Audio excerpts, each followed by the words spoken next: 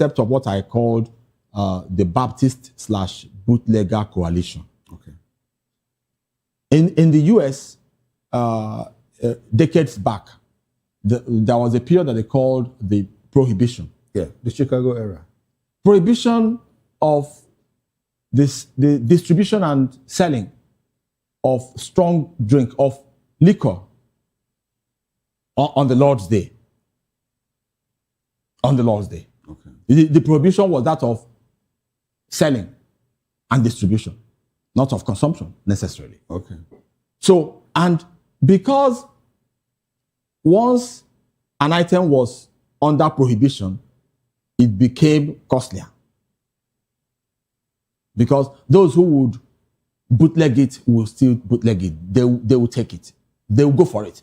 So the preacher, the Baptist preacher, you know, if you go to the US, the Southern Baptist yes. Convention is very strong. Very strong, yes. So they were preaching, people should not take alcohol on the Lord's Day.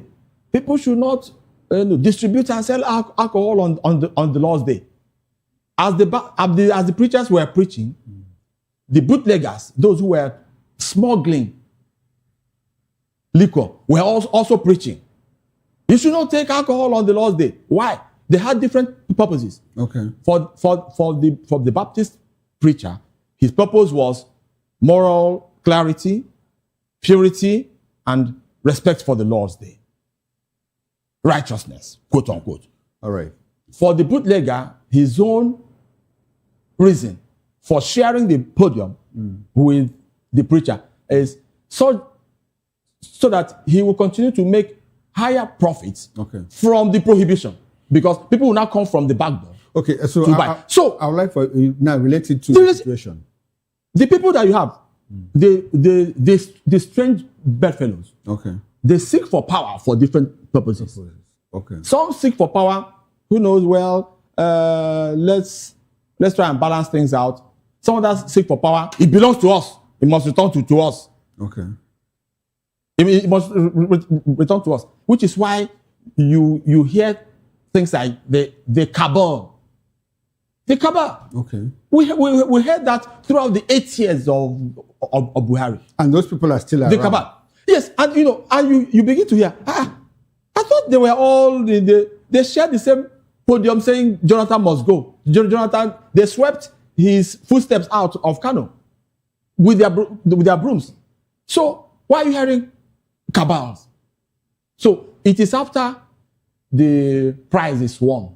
After the prize is won. That's why that's why I told you the collegiate concept is of absolutely no moment to me. Okay, so for now it's not going to It's work. of no moment. Okay, all right, beautiful. Now let's return to the issue of the ordeals of the ADC, talking about probably the roles that the ruling party might have played, to destabilize the opposition, Yeah. Now let's get some legal perspective to it. In your understanding, within the context of what happened between Nafiu Balagombe and David Mark, what is the clear definition of status quo antebellum in this context? Briefly. Well, status quo antebellum, okay? The state of things before the hostilities, before the fight. What is the fight? What is the state of things before the fight? Okay. I'm not briefed by any of the sides. Okay. Some people have argued that the state of things before the fight was that the National Executive Committee, where Nafiu Gombe was first vice chairman, that was the state of play before the fight. Okay. While others have argued that as of the date of the hostilities, the state of play was David Mark was in charge. Okay. So and because neither the Court of Appeal nor the Federal High Court has had a chance to interpret for sure what they meant by the order made. Everybody is right. Especially the person in the stronger position. It's the person that's right. Okay, so who is in a stronger position now? In this case, in this context, nephew. In this context, nephew, but Yes, because for him, David Mark has been recognized. Now, some people are arguing that before David Mark was recognized, that there were no hostilities, that the hostilities came after David Mark had been recognized. You mean de-recognized? No, some people argue Yes. that as at the time David Mark was elevated to the national chairman with Raoul Farebushola as secretary, that there were no hostilities within the party. Yes. Because as at that time, Nafi Bala had not gone to court. Yes. And so they defined hostilities as at the time that he filed suit in court. That's the position of some people. And that's, of course, that's the same thing I have said. That is to say that the bellum started after they went to court. Okay, so if the position now is that after they went to court, that is when the bellum started. Yes. So what is the role of INEC? Was INEC partial in having to recognize David Mark instead of saying, well, status quo remains? That's the issue people have. Well, when you have it is now a matter of perspective. Okay, a matter of perspective. Perspective and where your interests lie. Okay, now briefly. Where your interests lie. Where your interests lie. Yeah, because if there is wiggle room, if there is some headroom for you to act left or right, then you ask yourself, where is safest for me to swing, left or right? It's all up to you. You make that call that, okay, it appears safer for me to swing right rather than left. That's what INEC has done. Because INEC would have been right also to stay with David Mark. Okay. Yes. To say that the court of appeal made an order to stay, that the status quo antebellum should remain, and that the status quo, as far as they are concerned, is that David Mark is. Okay, so does it look like the problem now is with the appeal court that made it open-ended? So INEC, you can interpret it the way you want. Is the problem from the appeal court? No. Okay. The problem. Okay. Now, what looks like a problem with the appeal court is akin to the point I made previously about the fact that we have no lack of policy documents. Okay. So just take that appeal court ruling or judgment as one more policy document. Okay. The trouble, as always, has been with the people interpreting and administering. Administering the policy documents. Nigerians are questioning the role of INEC in all INEC of here, yes. Now, beautiful. Because INEC, just hang on, just a moment. Because INEC would have been right to interpret that same order the other way. Okay. But they chose the way they did. They chose the way they did. Precisely their choice. For what reason? Okay, for what reason? We'll talk about the reasons. I don't know the reasons. In a bit. Now, when the Supreme Court reserved judgment, on a matter of urgent public importance, like the ADC suit, within the timeline for primaries, what are the red flags? Quickly, before we segue into the next topic.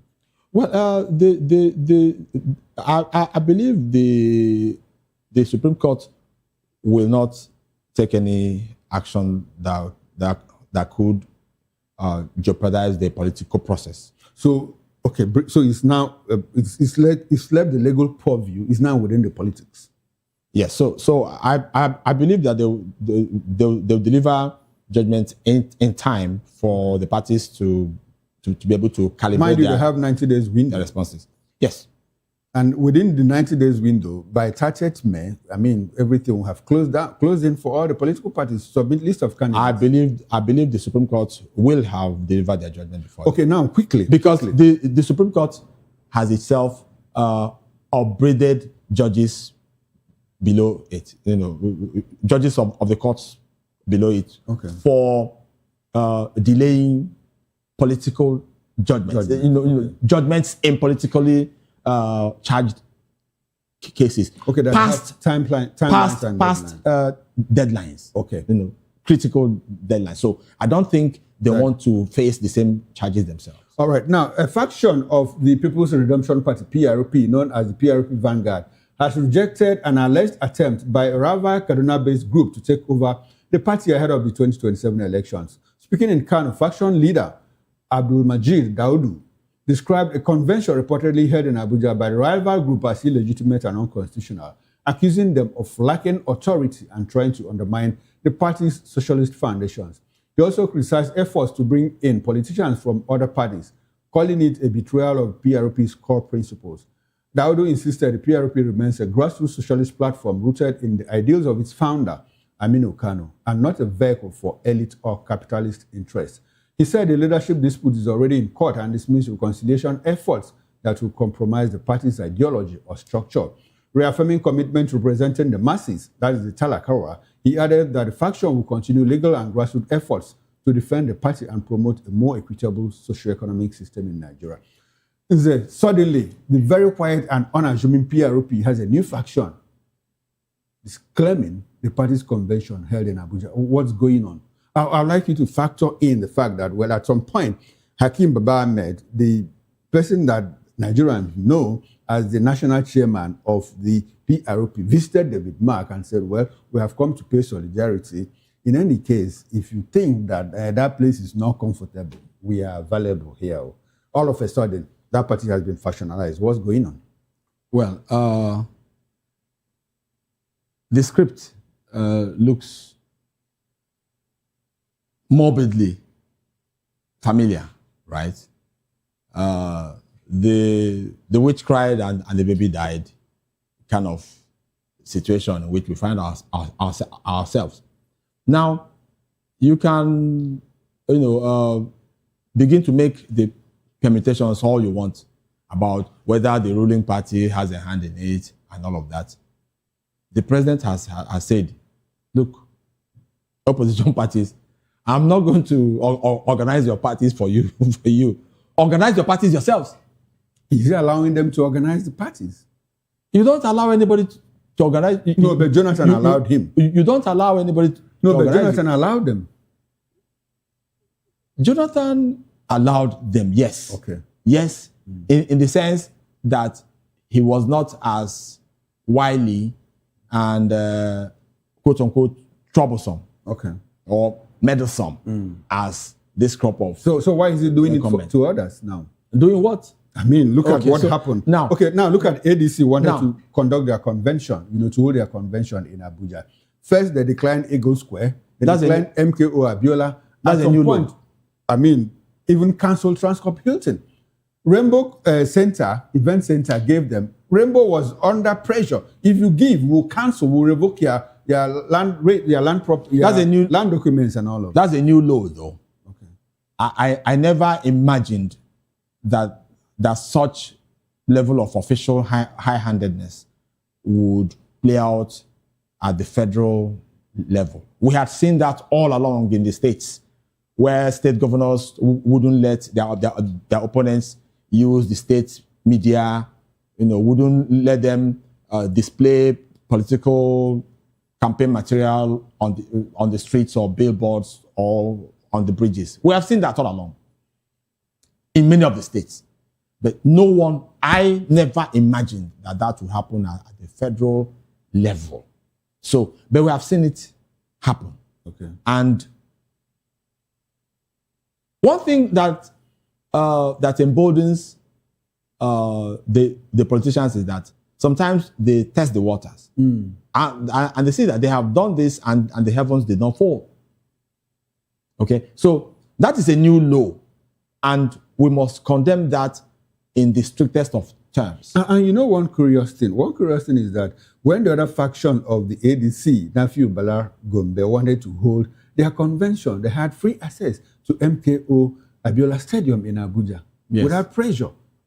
Yes, you don't need anybody to cancel. You don't need any soothsayer to tell you that there is some official abuse of power, abuse of office. In all of this, do you think that the APC is jittery at this point? Do you think that they are scared of the opposition if they're able to coalesce and come up with one strong force. Do you think that the APC thinks that, well, these people might just, displace us if we allow them to assemble? The APC itself is a child of, if I may use the word, is the product of an illicit affair. No, I don't get it. Between many people. When we say strange bedfellows, right? Or you call them Baptists and bootleggers coming together, they cannot give birth to a healthy baby. Right? So because they know how they were born. That is why they are jittery. That another monster is in the hatchery. They know how they were hatched themselves. And when they were fledgling in 2012, 2013, 2014, when they were fledgling, they knew.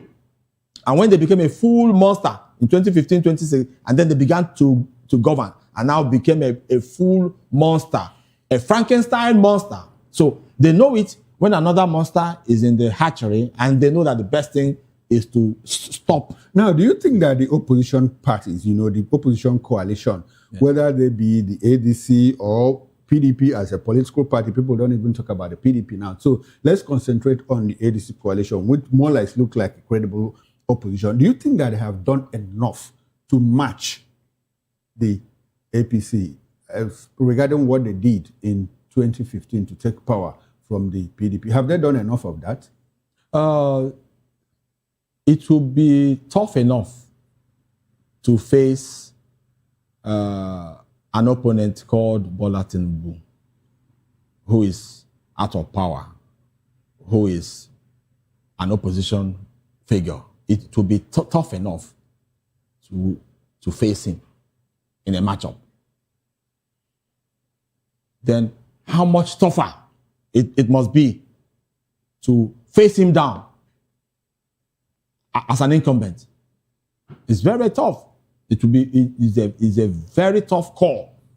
To that extent, the ADC has not been as diligent and as calculated as one would have expected an opposition coalition that is minded on facing a real, credible, and strong opponent as the APC, led by no less a chieftain and hierarch like Tinubu. They have not done enough. Granted that the government of the day hasn't been fair. Okay. They have not been fair. All right. As we custom now, I'd like to ask you, I don't know how much of the new Electoral Act that you understand, but let me just throw in this question. A lot of Nigerians, lawyers like you, who have looked through the Electoral Act as well, it will be difficult for any coalition, no matter how strong they are, to win this present administration based on the letters of the new Electoral Act. Okay. You share that sentiment? Okay, so when we heard about IREV in 2023, everybody was like, oops, wow, the time for redemption is here. Everything will be uploaded to IREV, and we will coast home, everybody, right? That's what we all hoped. But the Supreme Court told us all, and the Supreme Court is final and infallible. They told us that IREV is merely a viewing station. Merely a viewing station, having no force of law. That was the state of the law.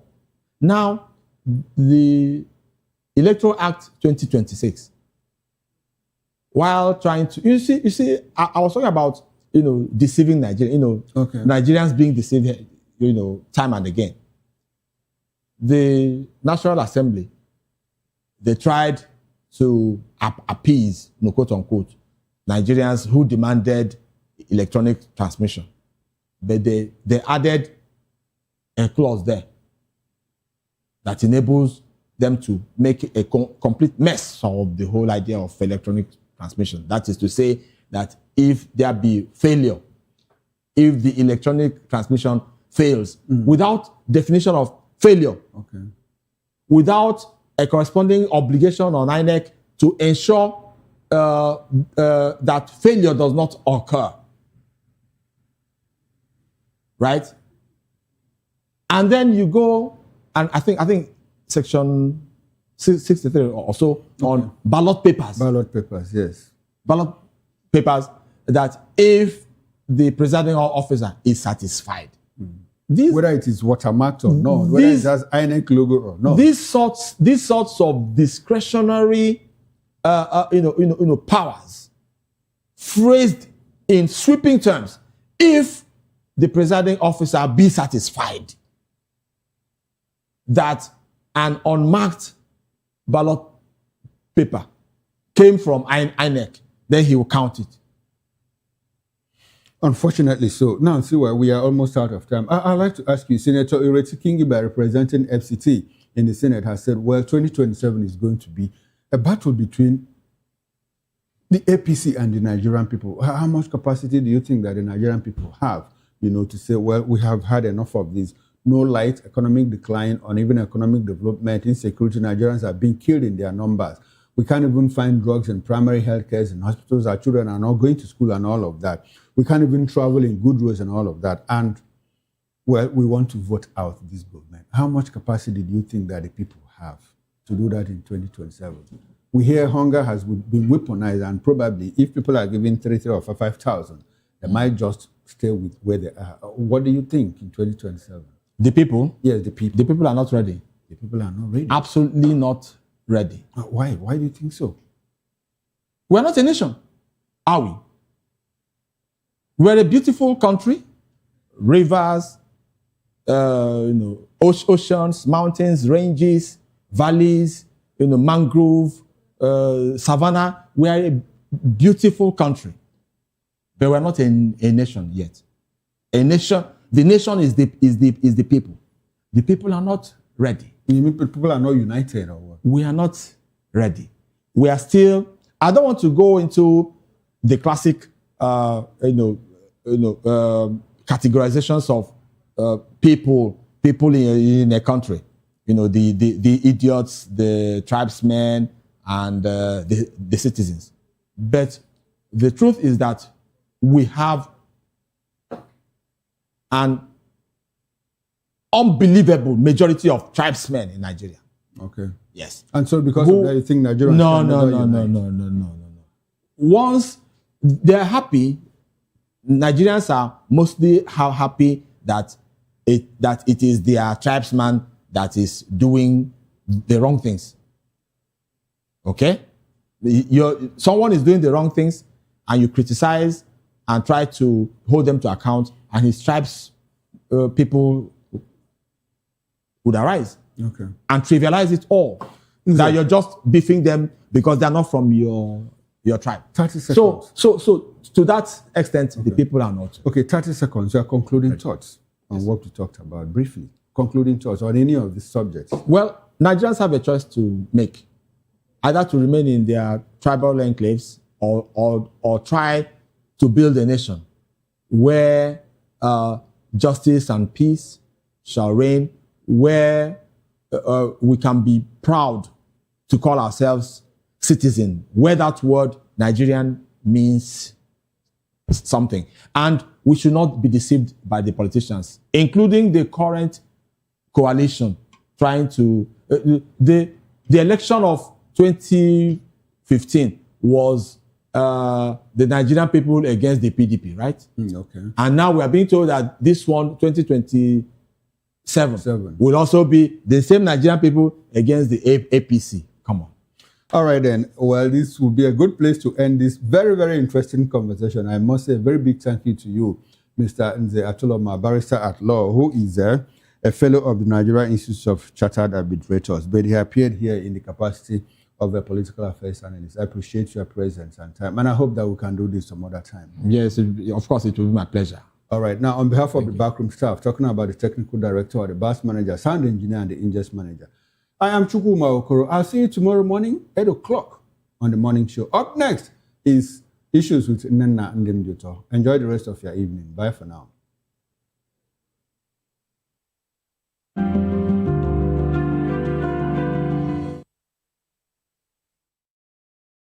encourage you to click on the like button and subscribe to our YouTube channel. We are Voice of the People TV. Also follow us on all our social media platforms. We are at Vop TV Live. Visit our website www.vop.ng for fresh and trending news. Also watch us live on SLTV channel 264. Vop TV, Voice of the People Television. Are you looking for where to buy quality and original studio and musical equipment in Nigeria? Welcome to Iruka Online, Nigeria's biggest musical and sound equipment warehouse. Your trusted home for top global brands, reliable low-priced alternatives, and 100% original musical accessories. With over 60 locations nationwide and open 7 days a week, we deliver unbeatable service and customer support you can count on. Shop online at iruka.com in partnership with world-renowned brands like Wolfdale Pro, Prisoners, Twile Keyboards, Fender and Jackson Guitars, Marshall Amplification, Mapex Acoustic Drum Set, Tech Electronic Drums and Accessories, Evans Drumheads, Ashdown Engineering, and many more. Iruka Online, powering your sound with quality you can trust.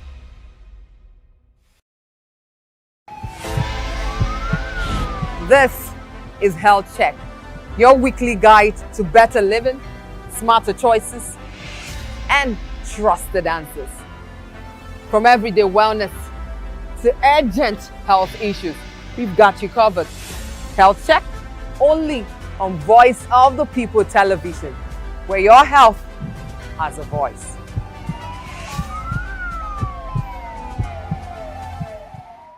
Welcome to the locker room, the home of football talk that matters. I am Jerry Arpillon. Join us every weekday, Monday to Friday at 5 p.m. Nigerian time, as we share the hot takes and hot debates in the exciting world of football. And joining me are the usual suspects, Ikechukwu and Mayowa, as we break down all the hot takes and everything that's happening in the football. Don't just watch football, live it with us. Catch us on the locker room and Voice of the People Television at 5 p.m. Nigerian time. And like I always say, if not 20 minutes off, with the sport. Behind every broken desk lies a broken promise. Education shapes the nations. But who is asking the right questions? Introducing Edu Dialogue, the show that goes beyond the surface, exposes the cracks, the corruption, and the silence in Nigeria's education system. Edu Dialogue, Saturdays, 3 p.m., only on Vop TV. We break the biggest stories, from missing funds to policy failures. We ask the tough questions and demand real answers. Edu Dialogue, this Saturday, 3 p.m. on Voice of the People Television. To know the happenings in the maritime sector, join us on the program Maritime Frontiers on Vop TV as we discuss key areas in the maritime sector, from aquaculture, maritime transportation, maritime labor regulation, oil and gas exploration, ferry and passenger insurance, marine pollution and prevention, port operations, and lots more. Maritime Frontiers, exploring Nigeria's blue economy. Africa is on the move, a continent of rising voices, untold stories, and powerful transformations. From the streets of Lagos to the heart of Nairobi, from the mines of Congo to the tech labs of Cape Town, the African story is being written every day. Bold, dynamic, unstoppable. This is Africa News on Voice of the People Television.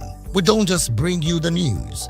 We analyze and bring you Africa's heartbeat, the politics that shapes our nations, the economies that drives our future, the cultures that defines who we are, the voice that must be heard. Africa News, Africa's voice, Africa's future. Where Africa speaks, the world listens.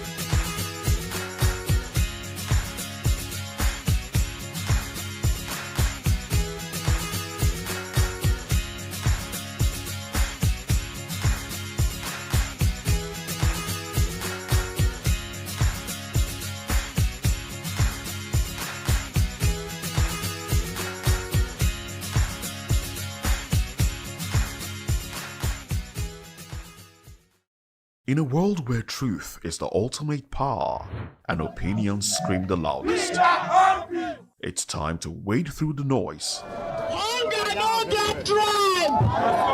Hunger no get religion! And scan the human interest and trending topics that matter. Stay tuned to The Issues, your plug to the stories making the buzz, from politics to science and technology, social justice, and more. Let's tackle the tough questions and expose the truth. The Issues on Voice of the People Television, Mondays to Fridays, 8 to 9 p.m. The Issues. Don't just react, understand. Vop TV. Now, you have more. Administration, they were coming unprepared. It's not a bad thing to renovate the president's lawn. Through top-notch programming, unbiased reportage of news, sports, business, entertainment, and cultural documentaries, Voice of the People 90.3 FM became a symbol for 21st century media.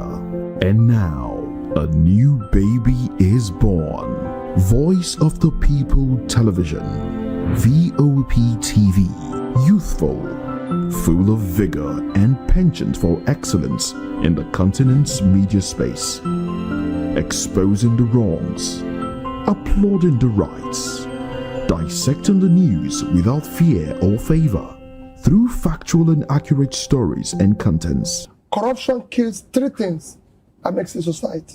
representing the interests of the people and giving them a voice. Voice of the People TV is here to stay towards building a fair society. VOP TV, Voice of the People Television, truly a voice for the people.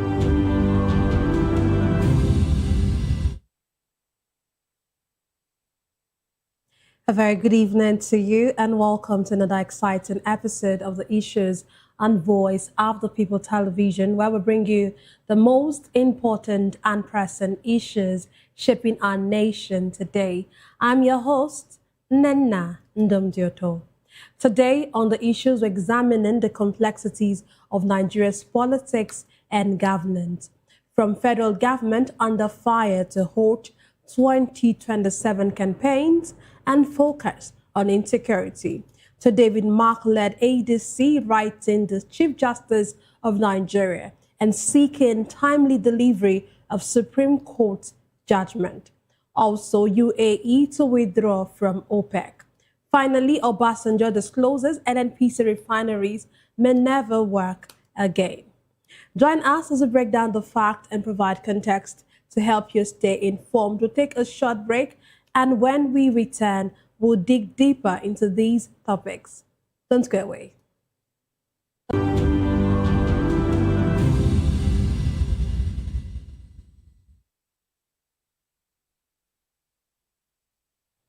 Glad to have you back. Let's dive straight into today's discussion.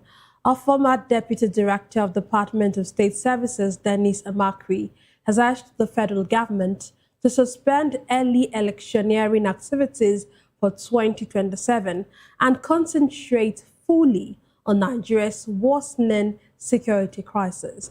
The call comes as communities in several parts of the country, including Plateau and Adamawa, continue to face attacks, kidnappings, communal violence, and insurgency threats.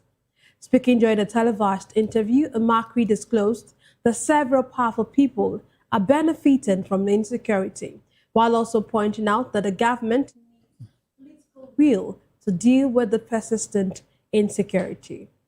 Also, in a recent interview, former President Olusegun Obasanjo has declared that any government that fails to guarantee the security of life and property has no justification to exist, blaming Nigeria's deepening challenges on poor leadership.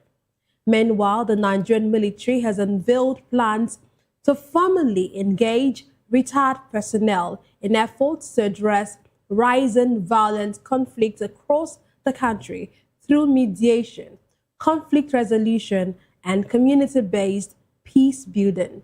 The Chief of Defense Staff General Olufemi Oluyede said the initiative is a strategic shift towards strengthening non-kinetic approaches in addressing Nigeria's evolving security challenges. Oluyede stressed that military operations alone cannot guarantee lasting peace, noting that early intervention, dialogue, and structured mediation remain critical to preventing escalation of violence. Today, I'm delighted to be joined by two distinguished guests. Here in the studio, we have Dr. Peter Anosike. Dr. Anosike is a philosopher, development economist, and best-selling author. He's also an erudite commentator on economy, finance, politics, and power. He's also the author of the most talked about book titled Abuse of Power, How Democracy Turned into Tyranny of the Few. Glad to have you join us, sir. Thank you for having me. Yes, sir.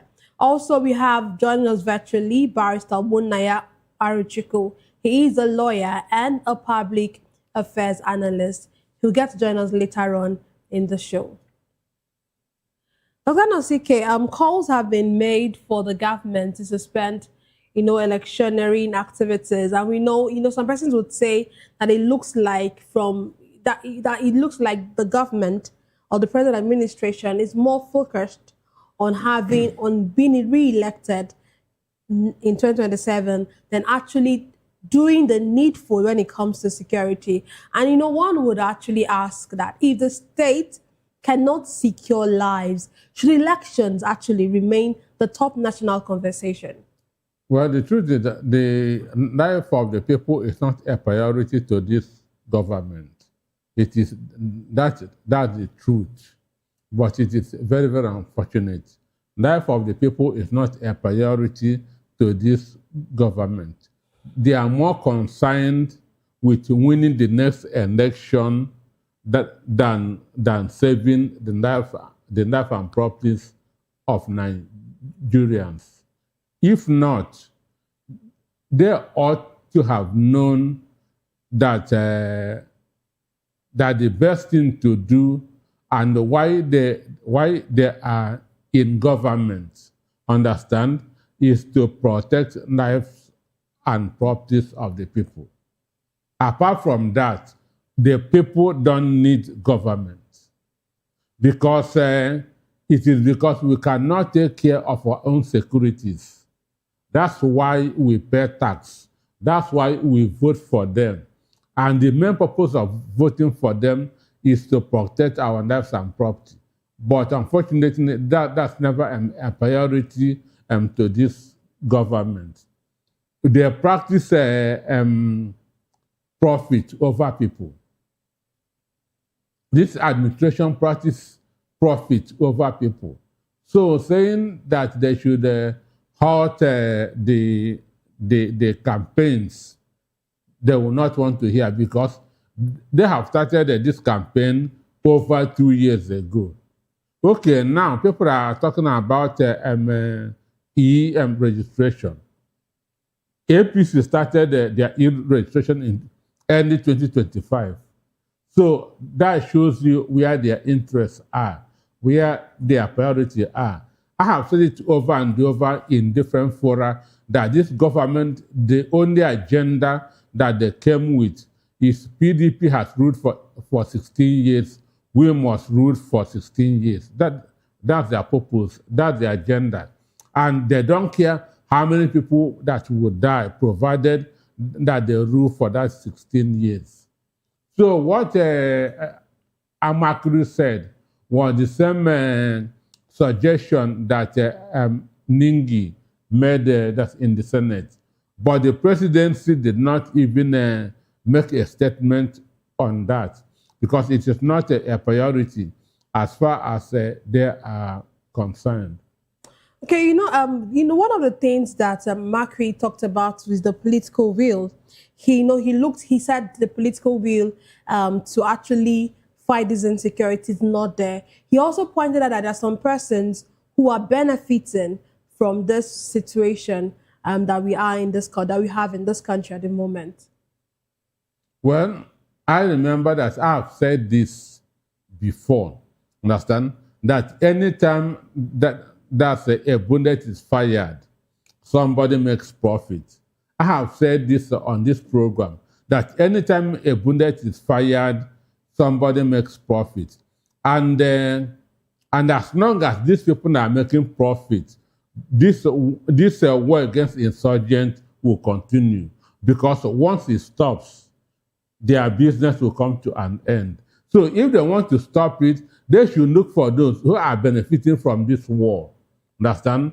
And then get them arrested, call them to order, and the insurgents will just fizzle out. But as long as people are benefiting from this insurgents, it will continue.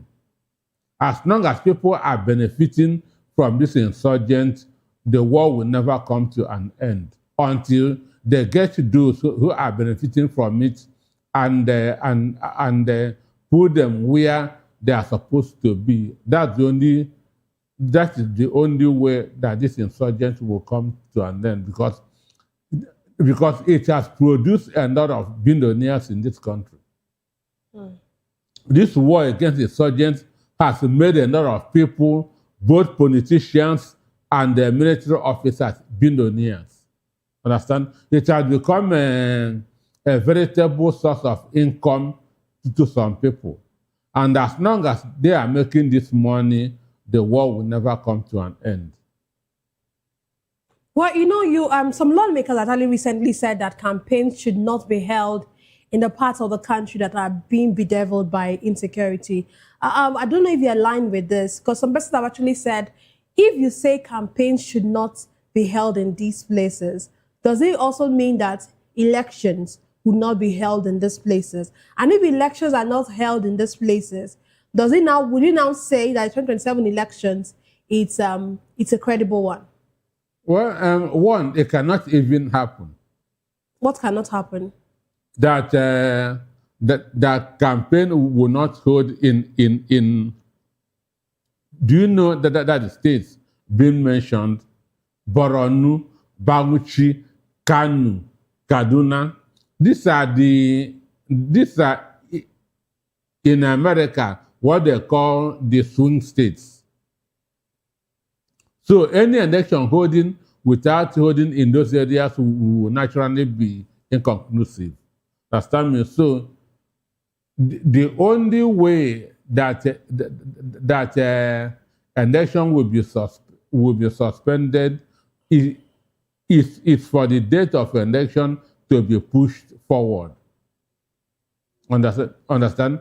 Because the deadline of submission of candidates for INEC is almost at hand. Understand me? So, you cannot be holding campaigns in the other states of the country, then there will be none in the other areas. So it will, and again, I have also told you that insecurity has never affected voting in Nigeria. I gave an example with what happened in Borno in 2015, where more than 8 local governments are under the control of Boko Haram. And we still got over 800,000 votes, almost 1 million from that state.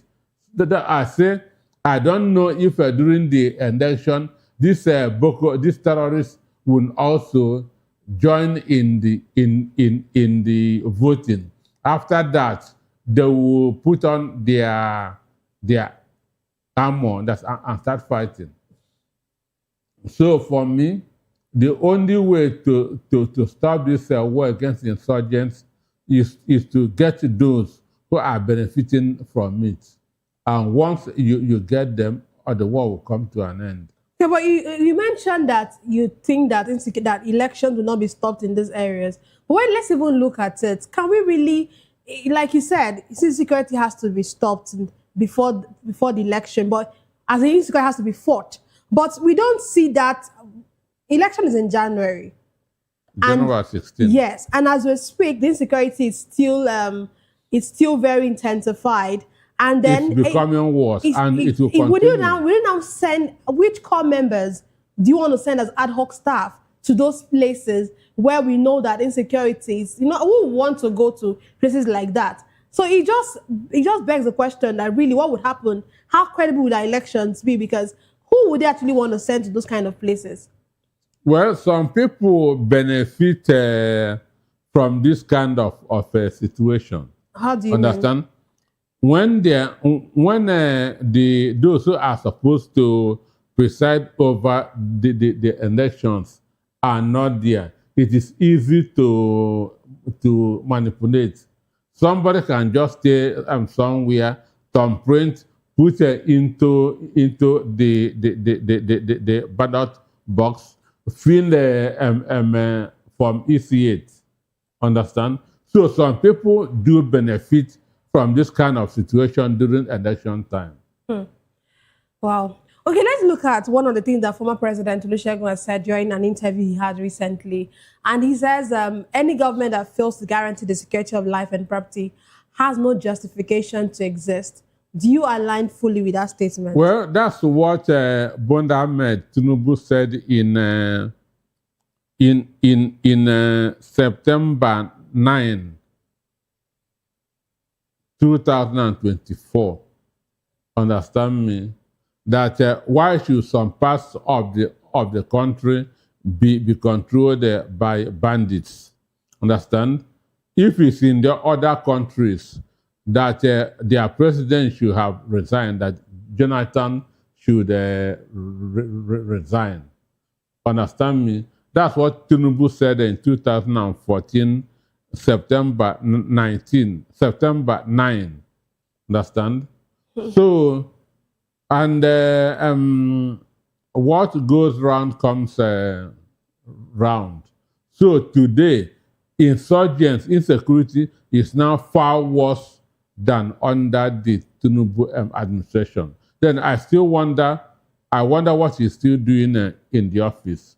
Since if some parts of the country, when some parts of the country are under insurgents, the president then he asked him to resign. So now he ought to have resigned without even anybody telling him, because we can take that as a standard. Understand? And if it becomes that's a standard, the successive president will sit up. If Tinubu can lead by example, if some parts of the country are in under the control of terrorists, the president will resign. So tomorrow, whoever comes and that happens, we will tell him that Tinubu, there's already a precedent. Understand me? No, on a serious note. But that's okay. That's okay. I was really going to ask you if you really think the president will resign. But I'll come back to ask you that question because I need to respond to that. We have our virtual guest join us. Glad to have you join us, Barrister Bunayaro Chiko. I don't know if you can hear me. Let's establish a connection with you. Can you hear me? I'm hearing you loud and clear. Okay, thank you. Thank you for joining us. Let me bring you up to speed to our discussion. So calls have been made for the government to suspend electioneering activities and focus on security. I don't know if you also align with this. Do you think that, this government is not paying much attention to security as it should and is paying more attention to, campaigns or to electioneering activities? For itself. And I'm emphatic for itself. Obviously, insecurity in the country, so and we don't need to emphasize it. If Nigeria is at war, and a more insidious war,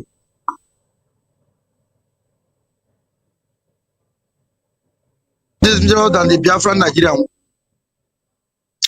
And therefore, if anybody calls that a suspension of election activities for us to deal, for us to kill, for us to murder, for us to put an end or degrade insurgency, the person has said the obvious.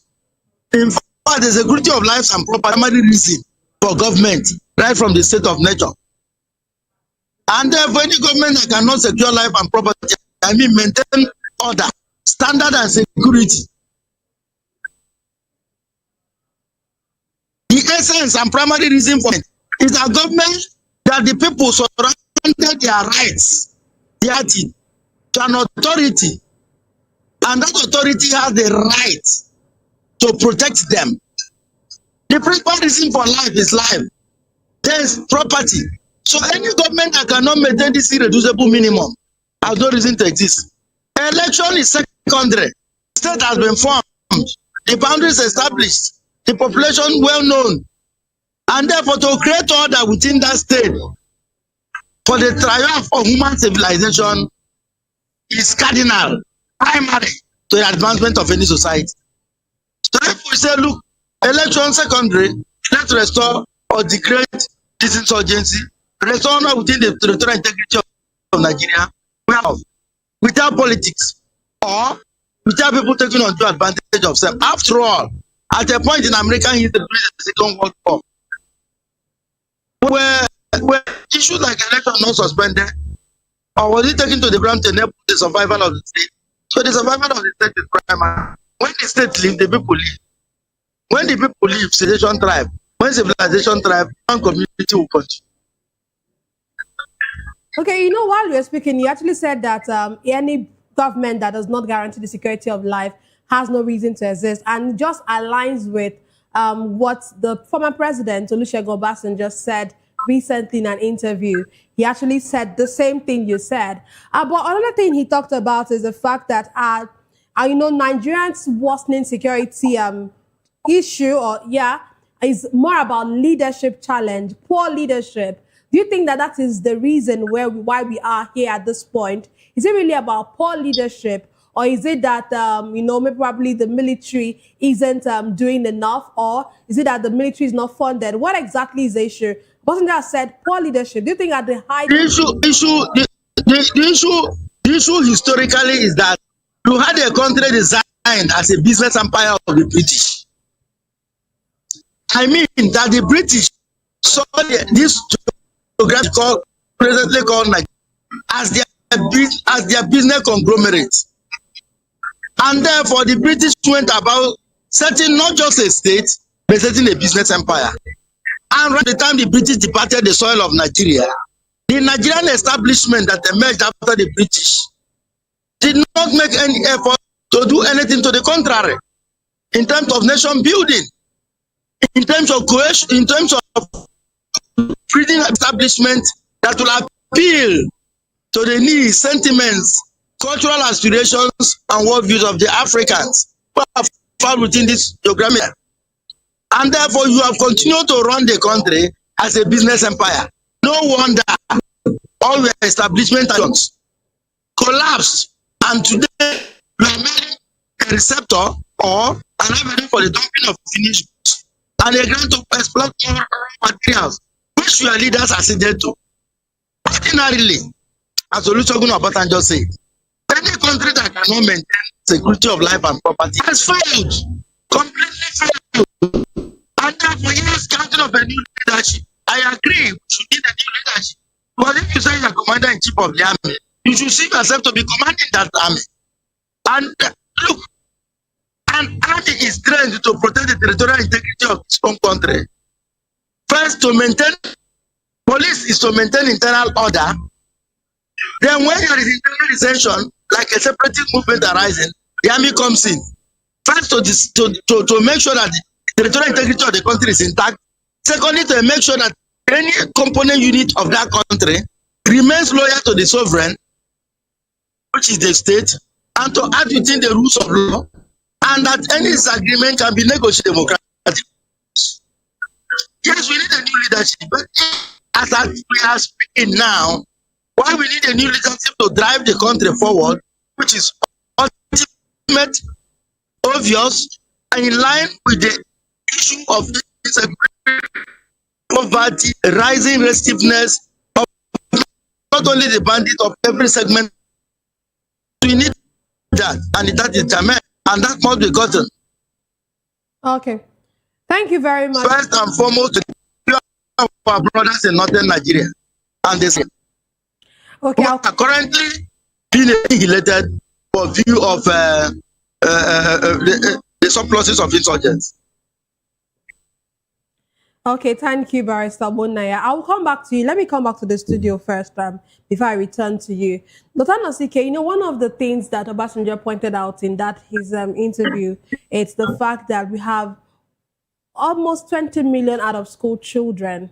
And he's saying that this, when you even look at it, he's saying actually that this poses a long-term risk, because we know that most times people like this are the people that are how would I put it, that get involved into extremism and into all of this insurgent act and all of that. How should our government actually tackle this? When you talk about fighting insecurity, is there no need? Isn't there a need for our government to actually look into all of this and ensure that those children who are out of school should be sent to school? I recently saw a video of someone, an Islamist leader or Islamic leader rather, saying that Western education is not the way to go. He's just trying to discourage these northerners from attending. Someone like that should actually be held accountable, or should be. I don't know. What do you think about? Let me know what is it about. For him, he was one of those that have been deceived. Understand? Because some of these, and a lot of these rich men in the north, their children are in some of the best schools in Europe.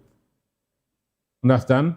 Some of these rich men in the north, their children are in some of the best schools in Europe. So saying that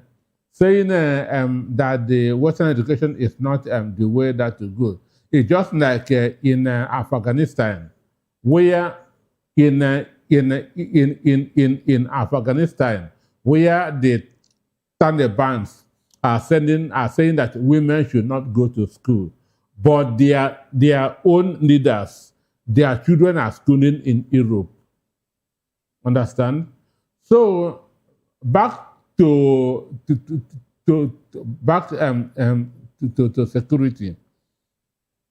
Our constitution, that's section 14, subsection 2, say that security is the primary purpose. The primary purpose of whoever is the commander-in-chief. Understand? Primary purpose. So every other thing is secondary. Understand? Because life is more important than any other thing. But talking about do they care? That's why I say that this government practice profit over people. They practice profit over people and not people over profit.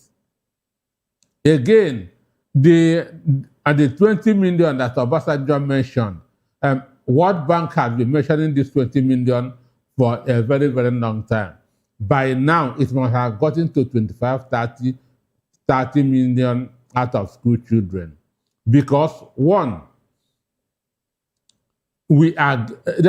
children are becoming orphans on a daily basis in Nigeria.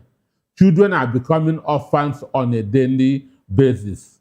And if they are orphans, there's no way they can continue with their education. Women are becoming widows on a daily basis. So this shows you that the number of out-of-school children is increasing on a daily basis. And this is not an issue that rice can solve. Understand? Because for Tinubu, rice has become a cure to all kinds of illness. It has become like this traditional medicine that cures over 100 different sicknesses. So rice has now become the cure to everything that's in the country. So for me, what we need is a mind shift. A mind shift. And the reason why this government should not continue is that the mindset that you use to cause a problem, you cannot use that same mindset to solve that problem because you are still where you are. So it is APC that brought us into this problem. Understand? They cannot solve that problem because they have not shifted. So that's why we are saying that there should be a change at the top.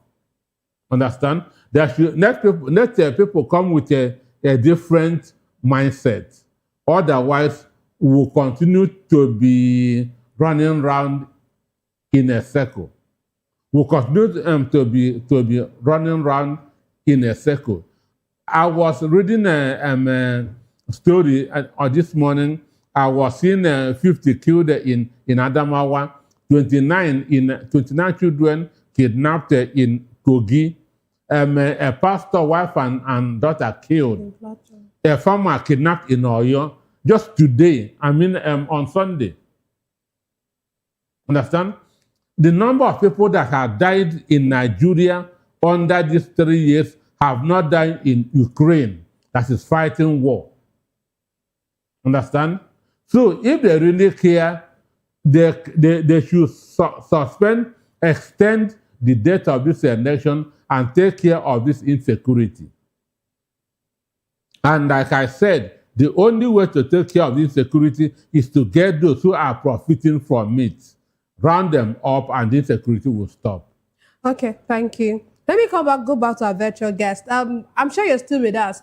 You know, the military has come out to say that it has unveiled plans to engage retired military veterans and ensure that, they put them into the system. Well, for you, do you think that this is actually the way to go in fighting insecurity?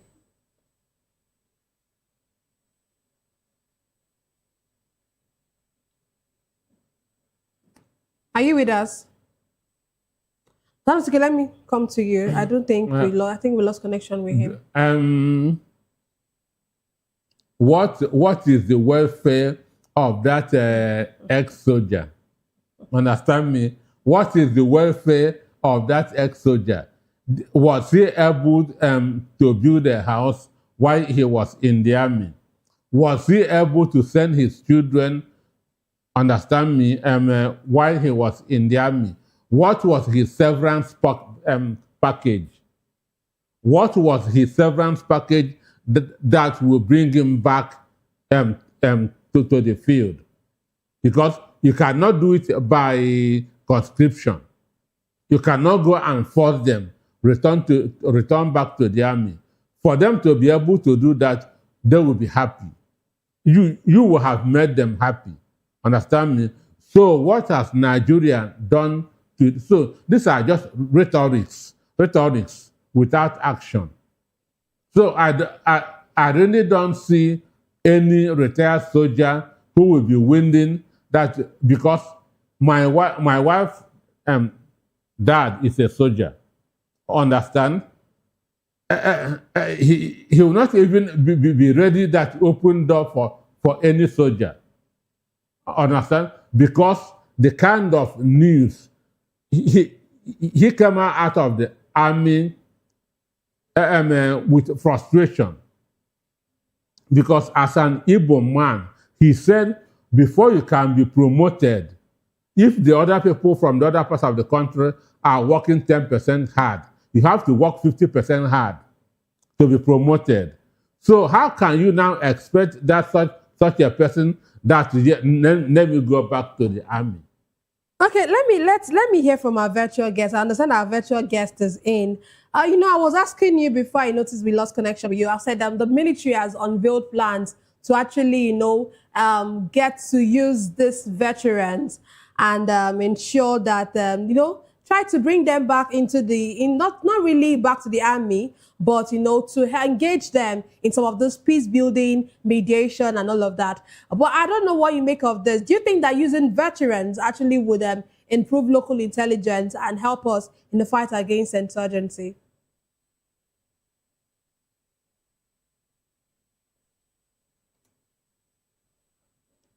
Okay, Dr. Nosike, let me come back to you again.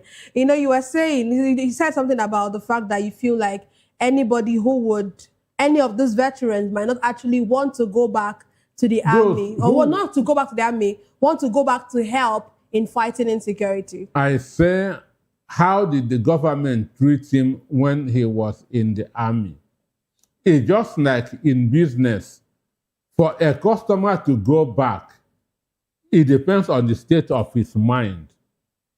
Understand? If a customer comes and buy from you, for him to come back another day depends on the state of his mind. If he's happy leaving your shop, he will come back. But if he is not happy, he will not come back. So how many of those veterans are happy? Understand? How many of those veterans are happy? How has government treated them both while in service and after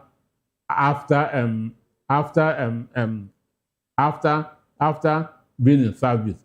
What is their severance package? Just like now, we were told that after 35 years of punishment, they will be given 1.5 million. After 35 years, tomorrow you go and call them, come and help in the police. After frustrating them, they will not want to do it. Understand? So asking for their experience, for their expertise is a good one. But it depends on how government treated them when they were in service and when they left the army. So, because if or they are not happy, they will not want to come back, that is to offer any help. Okay. Okay, let me. Our virtual guest is back in. Barrister Munaya, can you hear me? Let me find out if you can hear me first before I go on my question. Clearly, I'm hearing you clearly. Yeah, okay, so I said that the military is set to engage retired military veterans, to help in mediation and local intelligence and all of that. Do you think that this is the way to go for us to, curb this insecurity that we are facing as a country? There's what we say in law, particularly where a judge, after deliver the judgment, to say, I have the opinion of my learned brother as mine. My colleague on CEO, I adopt his opinion as mine. One, how many of the retired police officers? Two, have you paid them just an entitlement? The one pending before you disengage them and the one when they left. You see, our system is very chaotic. Our system is very dysfunctional. Our system is completely and totally disenabled. We work in opposite directions. So, why are you talking about bringing retired veterans into the system? Veterans who are lined up in Abuja asking you for their monthly stipend of pensions. People that their gratuity have not been paid. We are corrupt, bedridden.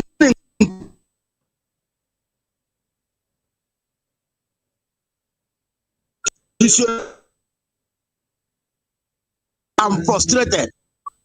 Until you take corruption from this system, all these things are words of the mouth. And we know it. How do you bring them? Some of them practically run away from the force. Primordial sentiment force them out. The best of the best, and people are willing for the rest of the country were not taking it. So it is just empty promise. If Nigeria wants, and I repeat, are determined to forge a nation function and should be, we are eating ourselves. So I don't see. Okay, we seem to be having. I don't know. Can you hear me, Barrister Bonaya? Okay. Okay, can you conclude on your thoughts? Okay, you can conclude on your thoughts. We're having them we are finding difficult. My thought is this. That retired veteran cannot be a solution. The solution is that equip the soldiers, give them the right intelligence. Nigerian soldiers have got the capacity to respond to the situation. Okay, we're actually finding it very difficult hearing you very well. Your network seems to be fluctuating. So let me come back to this studio. Dr. Anosike, let's move on even before I come to you, Dr. Anosike. The leadership dispute within the African Democratic Congress is taking another turn. The faction led by David Mark has reportedly written to the Chief Justice of Nigeria seeking timely delivery of the Supreme Court's judgment over the party's leadership tussle. The judgment is expected to determine which faction has legal control of the party structure ahead of preparations for the 2027 elections. Recall the last Tuesday, the Supreme Court had reserved judgment in an appeal filed by Mark over the leadership tussle in ADC. In the letter to the CJN, the Mark-led faction said, if the judgment of the Apex Court is not delivered within the next 3 days, the ADC stands the grave and irreversible risk of being excluded from participating in the 2027 general election. In a separate development, the National Democratic Congress, NDC, has disowned an ex-social media account after posts allegedly attempted to woo Peter Obi and Rabi Musa Kwankwaso. Then again, let's come first to the ADC issue. Right into the CJN, do you think that would help expedite matters for them? Well, you say has taken another turn. It didn't take any other turn. Understand me? One, time is of essence. Understand?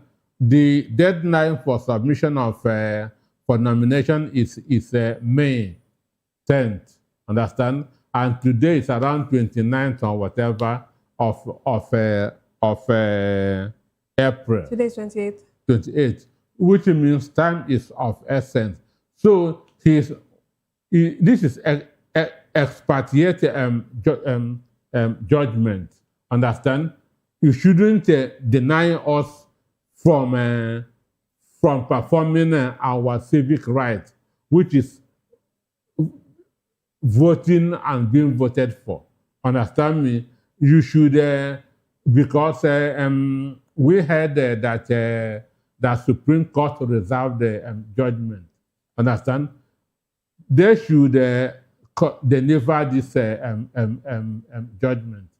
So it didn't take that's a dangerous turn. Understand? This is what needed to be done. Come and give this judgment. Understand? Let us know whether we are recognized or not recognized. So I don't see it as because if it doesn't come out, if the judgment is not delivered this week, it means that ADC will not be able to file, that submit names that's for the election. That's if we are to go with the current INEC timetable. But I still feel that INEC should extend this timetable. It is not convincing for most of the political parties. Because as at now, what they just have is only APC. And we don't have a one-party state in Nigeria. INEC wanted that to make to be uncomfortable for the other parties. Like I keep on saying, I am begging them, let them not set this country on fire. Let them not set the country on fire. Let's hear from our virtual guest. Barrister, it's even good that you are in the legal field. The ADC has written to the CJN. Do you think that would help matters? You know, according to them, they're saying if the matter is not heard, or if the matter is not heard in 3 days' time, this would actually disenfranchise them. What do you think of this, the CJN? You know, last week, the Supreme Court actually reserved judgment, and many Nigerians actually felt like, you know, for them, for a matter of such importance, they should have done the needful. So I don't know if you think that this new development would help ADC in any way. Certainly. The Supreme Court, you are reserving judgment. And the Supreme Court, the law is at your bosom. So if you are reserving judgment beyond the time allowed by law to do certain things by the political parties, we are colluding with the establishment. And you are not acting as a court, you are neutral. So the Supreme Court must deliver their judgment within the time frame allowed, so as not to cause harm to any political party. After all, they are a neutral party, theoretically and practically.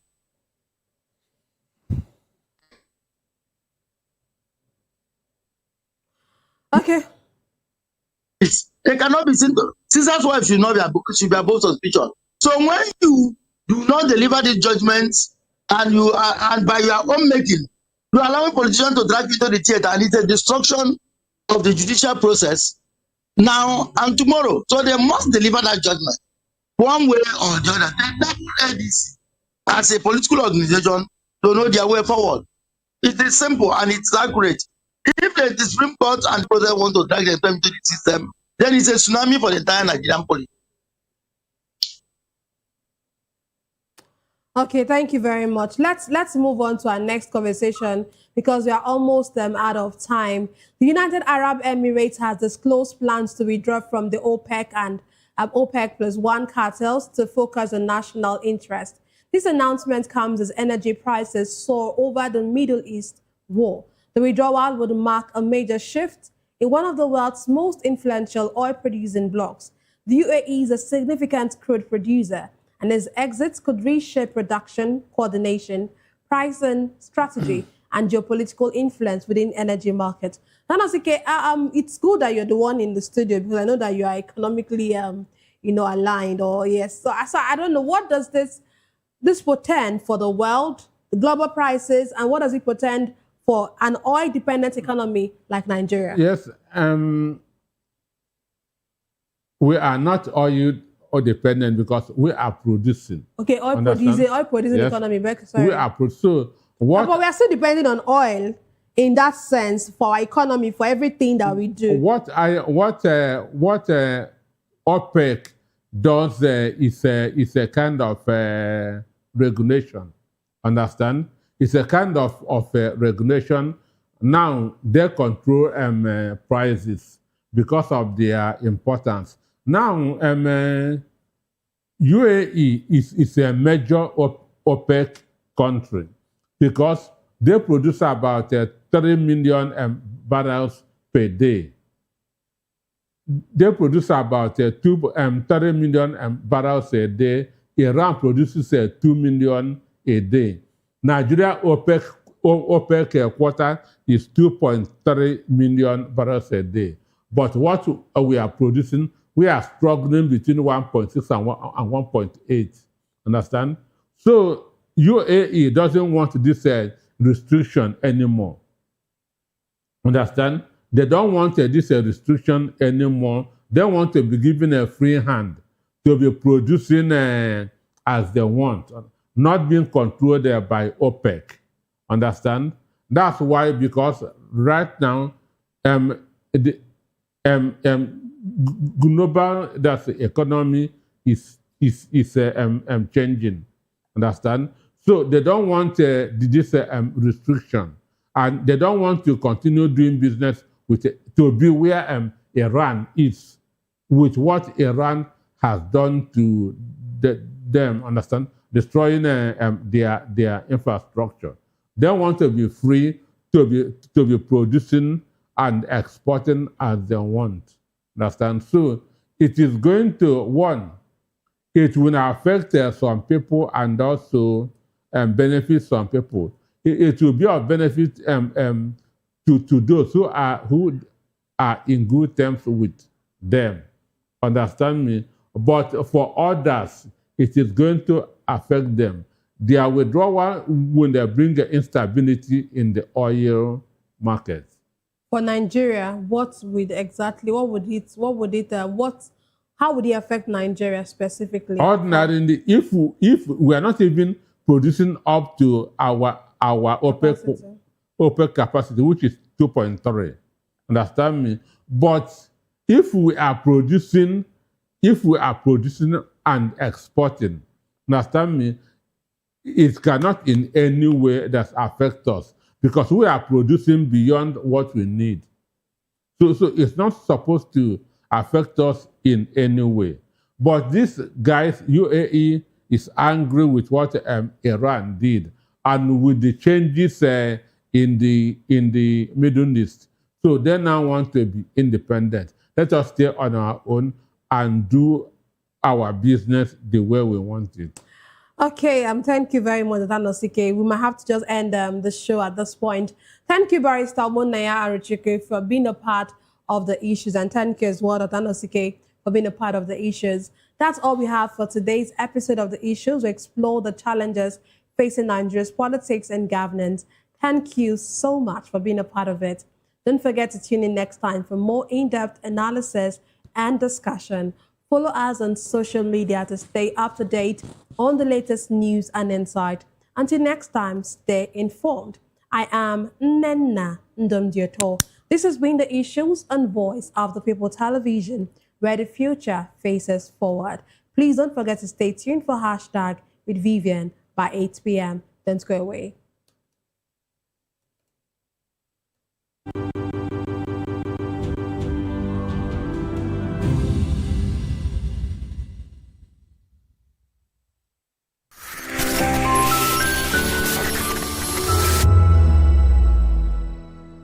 Behind every broken desk lies a broken promise. Education shapes the nations. But who is asking? Saturdays, 3 p.m. only on Vop TV. We break the biggest stories. From missing funds to policy failures, we ask the tough questions and demand real answers. Edu Dialogue, this Saturday, 3 p.m. on Voice of the People Television. Are you ready for the extraordinary? Something big is happening on your screen.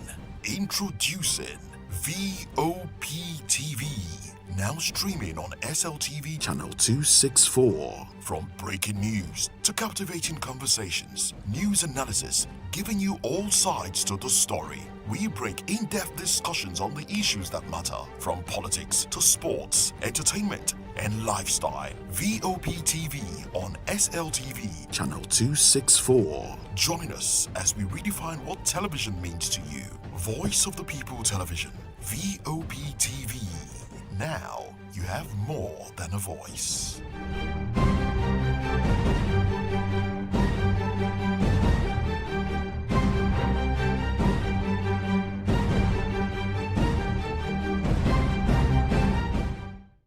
Welcome to the locker room, the home of football talk that matters.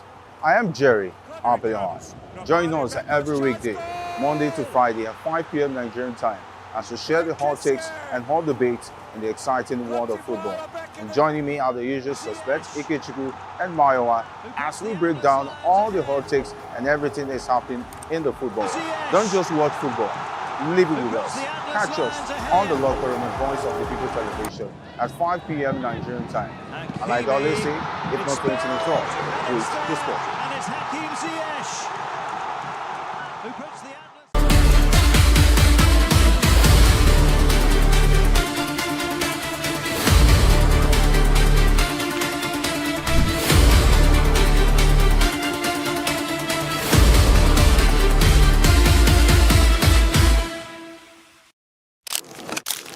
Before the arenas, before the charts, there was Ahmed Owololade, a young artist from Lagos with a voice steeped in Fuji tradition and a vision bigger than his city. In 2022, he became Ashake Mr. Money, but the vibe wasn't just a debut, it was a takeover. He fused Fuji, Amapiano, and Afrobeats into something new, something unmistakably Nigerian, unmistakably his.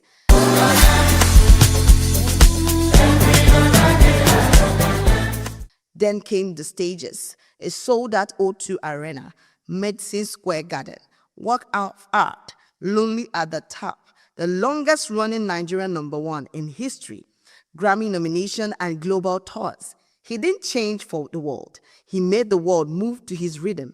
Ashake proves that street stories can become global anthems, that faith, hustle, and originality still win.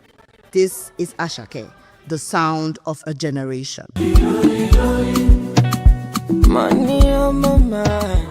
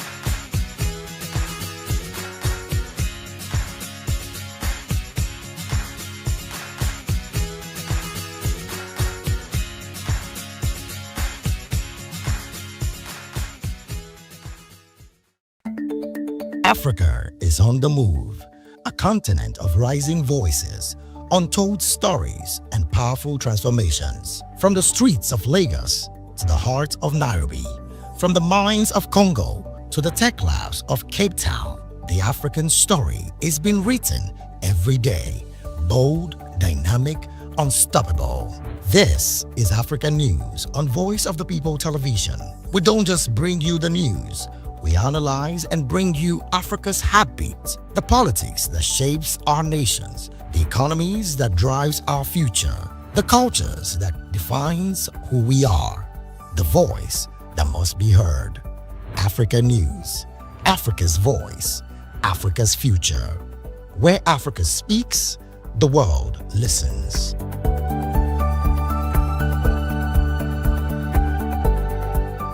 When I first heard VOP, I thought they were talking about me because I'm a voice-over personality. But no, this is Voice of the People TV, and you are riveted forever because this is the place to be. Yo guys, your boy Chella, shout out to VOP TV. I love you guys. Salut, salut tout le monde, Suspect 95, là on est sur VOP TV. On passe un bon temps. J'espère que vous kiffez, on est au Afrima. On est ensemble, VOP TV. Don't see me like a fool because I don't do giddy giddy giddy. VOP, you don't know somewhere from Ghana representing live and living color. Yeah, Beam Nation President. Outside with it. Bless up. Hello, this is Milo from Ivory Coast. Keep watch Voice of the People TV. Regardez la voix du peuple, la télévision de la voix du peuple. Que Dieu vous bénisse. À très bientôt. Love you so much. Hi guys, what's up? This is Gaze Baba. I am watching VOP TV. Usually you be told to not touch the dial, but I tell you to touch the dial and increase the volume. You're like, keep it locked. It's Afro Gospel. Thank you. Hello, my name is Shego Aronzo. You're watching VOP. Don't change the dial. My Joe, fine girl. My Joe, fine babe. Only are you, but on the Fuji was. Yes, don't touch the dial. This is me, Dr. Adiwala Iba. Keep watching VOP TV.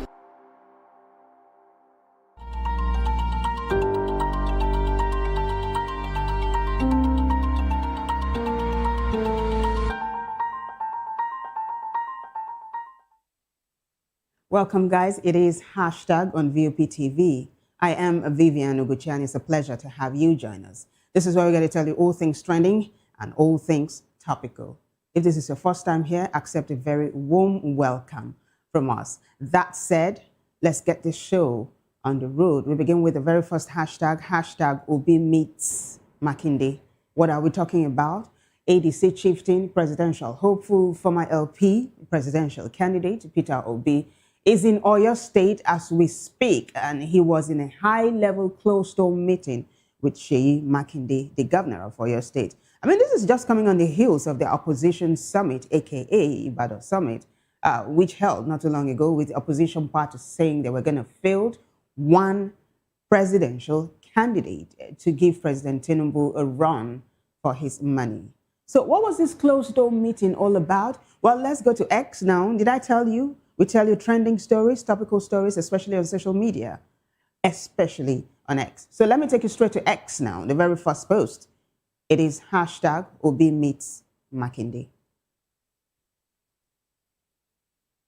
Peter Obi holds closed-door meeting with Oyo State Governor Seyi Makinde in Ibadan. Former Labour Party presidential candidate Peter Obi held a closed-door meeting with Oyo State Governor Seyi Makinde at the Oyo State Government House in Ibadan. Obi was accompanied by Igbo elders, African Democratic Congress senators from the Southeast, and political associates. It's a whole delegation, I can promise you that.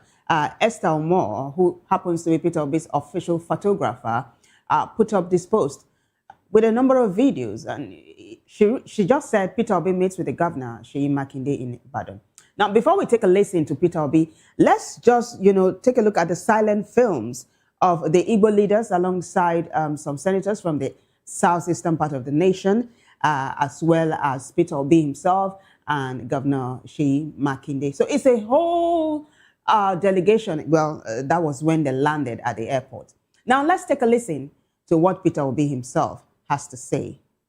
Would you like to know the purpose of your visit? Well, very simple. We've come to respectfully consult with my dear brother, Excellency, the Governor of Oyo State, on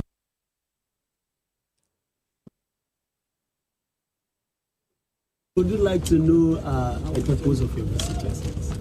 well, very simple. We've come to respectfully consult with my dear brother, Excellency, the Governor of Oyo State, on Well, unfortunately, that's all Esther gave us. It looks like a cliffhanger. They want to keep us waiting. But basically, I think that it was all about 2027. Now, we will look out for the full video of that meeting, and of course, we'll bring it to you. In fact, I'm going to do due diligence and look for it online and bring it to you before the end of this show. Deal? Yes, deal. So netizens are actually responding to this post. And let's take a look at them, the responses to hashtag Peter Obi meets Makinde. So this is Stephen. Stephen says, it is amazing. The bridge is quietly being rebuilt, trusts reinforced, visions sharpened, alliances crafted. We will see a new Nigeria. We will see a new Nigeria in our lifetime. That's coming from Stephen, and that seems to be the sentiment across board. EV United says, while APC, the commission substandard bridges, Obi, they build the real ones, bridges of hope, competence, and national unity. Olawale says, one thing is sure, Makinde can't support a northern candidate in the 2027 elections. And then Dr. Michael says, with the APC, INEC, and judiciary holding the opposition down and dangerously pushing the nation toward anarchy, I hope His Excellency Peter Obi and the opposition leaders have a properly crafted option in place.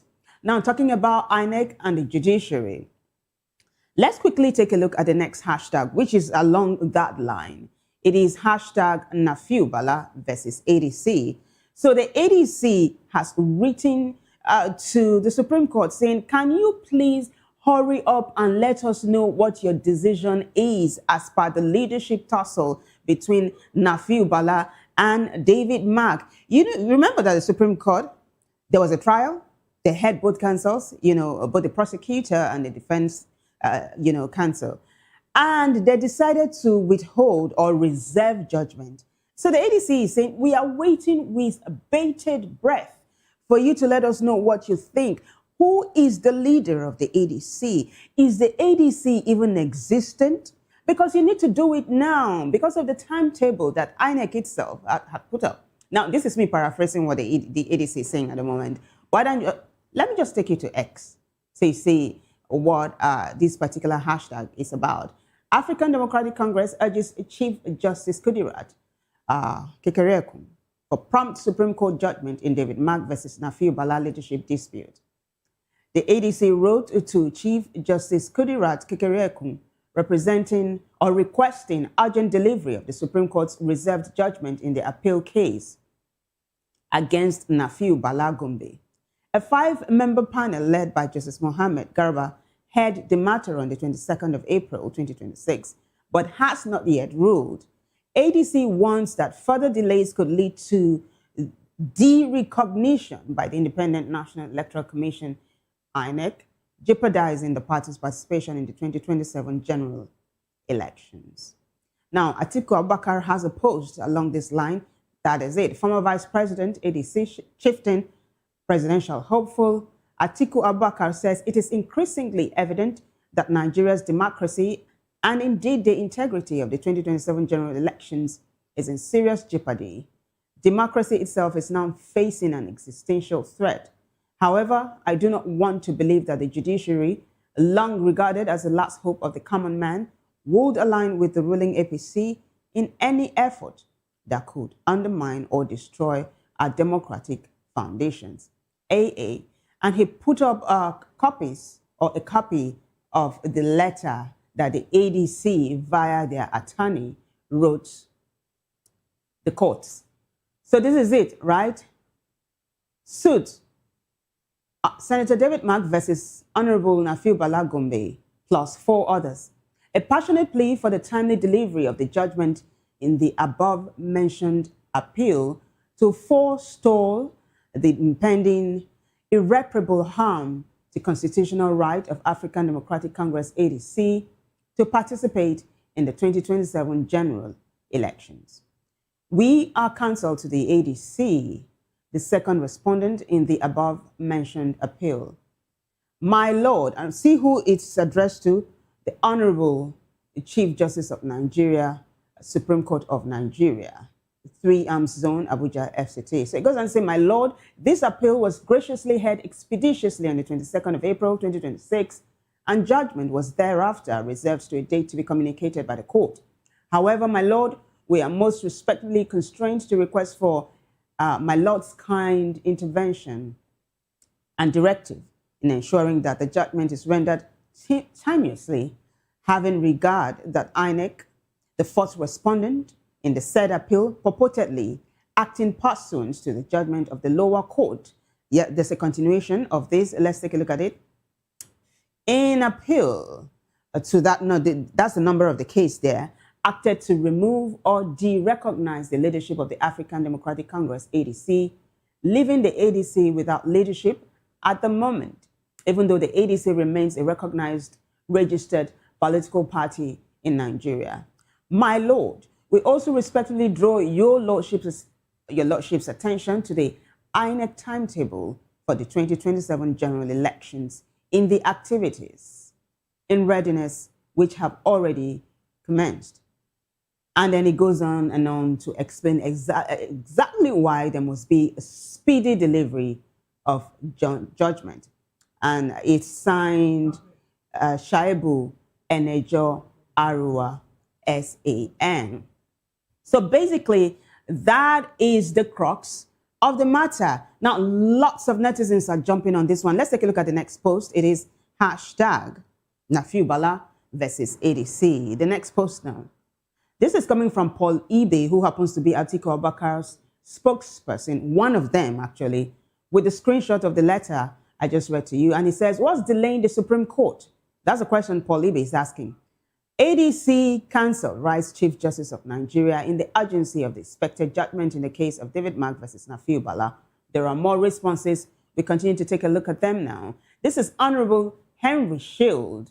Henry Shield says, if the Supreme Court refuses to save this democracy by ruling on this in a timely manner, I think we should suspend everything else and face them.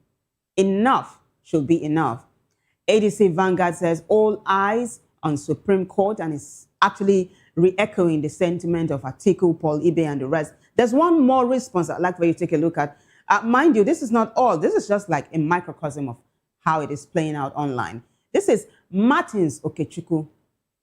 Martin says judgment should not have taken 24 hours based on the fact that the Supreme Court had decided these type of cases on many occasions. So according to Martins, this kind of case has precedence, so it is not rocket science. Basically, netizens are scratching their heads actually, and wondering, what is the delay about? But further and beyond that, people are asking, what is the judgment going to be? This is almost trending as hashtag Judgment Day, I can tell you. But we keep our fingers crossed. As soon as a judgment lands, you'll be the first to know. I kid you not. We move on now to the next hashtag, which is hashtag El Rufai. You do know that the former governor of Kaduna State, former FCT minister, ADC chieftain, formerly President Tinubu's ally, now his, how will I say it, his rival. He's been in jail for a while now, and it looks like politically he's been silent. So, in the name of sympathy and empathy, ADC chieftain, I was going to call him El Rufai's colleague. Yeah, could pass, like, we could say that, right?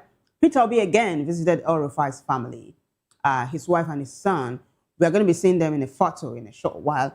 That is another story that's got tongues wagging at the moment. We'll take a look at the very first post now. This is hashtag El Rufai. Let's go to X as I put the very first post up for you to take a look at. This is it. Peter Obi visits El-Rufai's wife amid legal challenges. On Monday, Peter Obi, the 2023 Labour Party presidential candidate, paid a solidarity visit to Hajia Asiya, wife of former Kaduna Governor Nasir El-Rufai, who faces fraud charges after switching from APC to ADC in November 2025. Photos show Obi in traditional black attire alongside Asiya and one of El-Rufai's sons in casual dreadlocks and sweatpants. The gesture highlights Obi's pattern of outreach, including a prior visit to El-Rufai and his mother's funeral, as opposition figures build ties ahead of 2027 elections.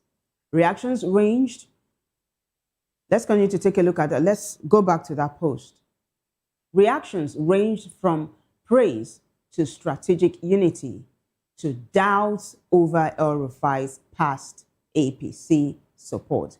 The next one now shows us a picture of El-Rufai's wife and son alongside Peter Obi. This is the ADC Vanguard saying His Excellency Peter Obi has just paid a courtesy and solidarity visit to the wife of the former governor of Kaduna State and ADC national leader Hajia Asiya Nasiru Ahmed El-Rufai in her Abuja residence. So what does this mean? He's no longer in Oyo. Probably it was a quick close-up meeting in Oyo State governor, and then he dashed to Abuja or something. But hey, that's not the crux of the matter. Netizens are responding. They're saying, so people said in the past that Peter Obi was not the consummate politician, but it looks like now he is proving to be otherwise. He's doing politics the Niger way. It's what netizens are saying. Let's take a look at the responses now.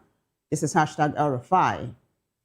EV United says, Peter Obi don't turn politics to ethical masterclass.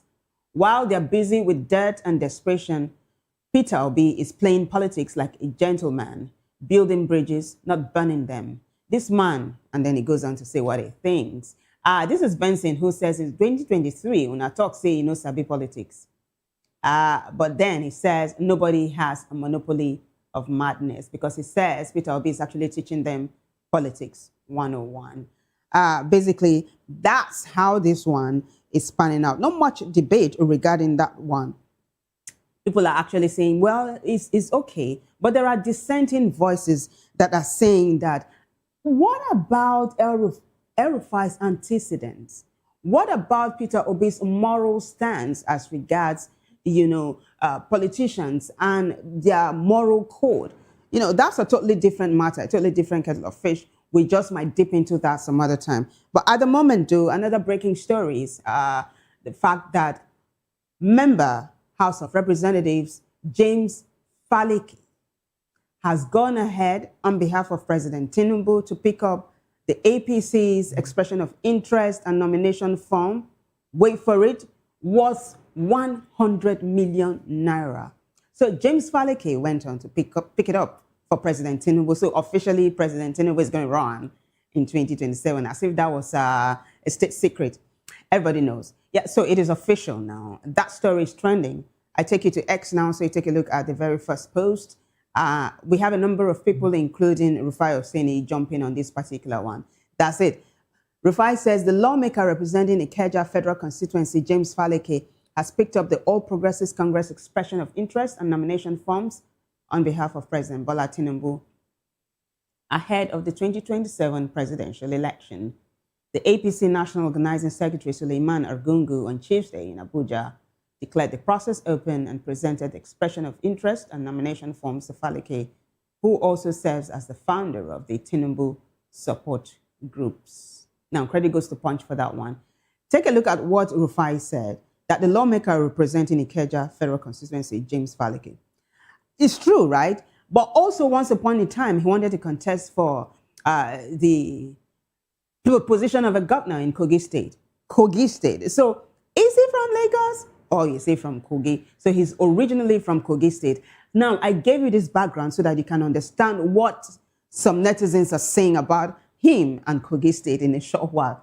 That, for me, is a bitter pill to swallow. When we get to it, you will know, seeing as I'm a co-guide. But hey, let's take a look at the next post now. It is still hashtag James Falike. Imran Mohammed, who is very vast when it comes to APC matters, says, breaking, it is actually breaking. Honorable James Faleke has picked up the 100 million naira APC presidential nomination forms for President Tinubu's re-election bid for the 2027 election today. Take a look at it. It just broke and you have a massive 114,000 views already. So this really has got tongues wagging online. We'll take a look at the responses now. This is Oris Money who says, this is what we are talking about. It's always Kogi State. That's the post I was telling you guys about. And then he goes on to say that I read somewhere that some youths purchased a form for a sitting president from the same Kogi State. This state is the poverty headquarters in Nigeria, but their politicians somehow have a lot of money to throw around. And then he ends by saying misplaced priority. Yemi, however, this is Yemi Fegbuyi who says that form supposed to read 2027 nomination form, not 2026. Oh, Yemi apparently has a front row seat here. And he goes on to say, I hope the main form isn't carrying 2026. Otherwise, that could be a major legal issue. See, netizens are really, really up there when it comes to matters like this. Abdul Shayal says he's predicting the outcome of the 2027 election. Tell me what you think. Just go to VOP TV Plus and drop your comments. Who do you think is going to win the election in 2027? Well, Osana says 100 million for nomination form, meaning you can never be president as an APC member if you earn minimum wage of 70K. Now, that last sentiment from Osana is the dominant one online right now. So many netizens are saying 100 million naira just dropping, I can tell you. They are saying it's a mind-boggling amount.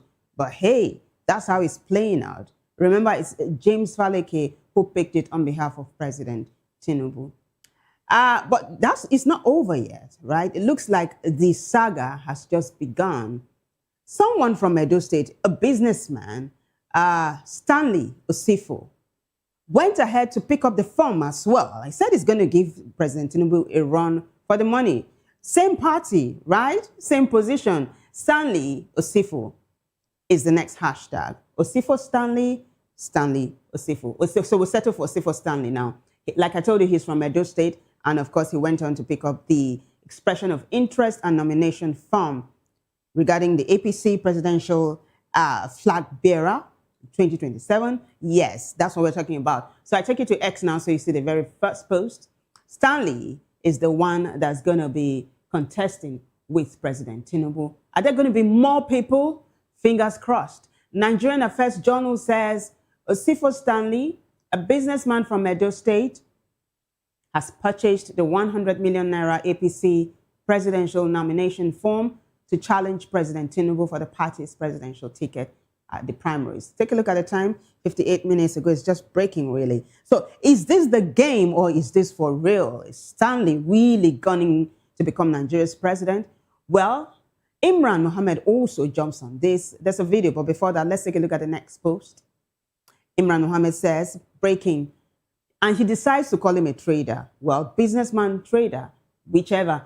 Osifo Stanley from Edo State has purchased the 100 million naira APC presidential nomination form to challenge President Tinubu for the APC ticket at the primaries. There's a video. Credit goes to Imran Mohammed and Nigerian Journal of Affairs, of course. Take a look.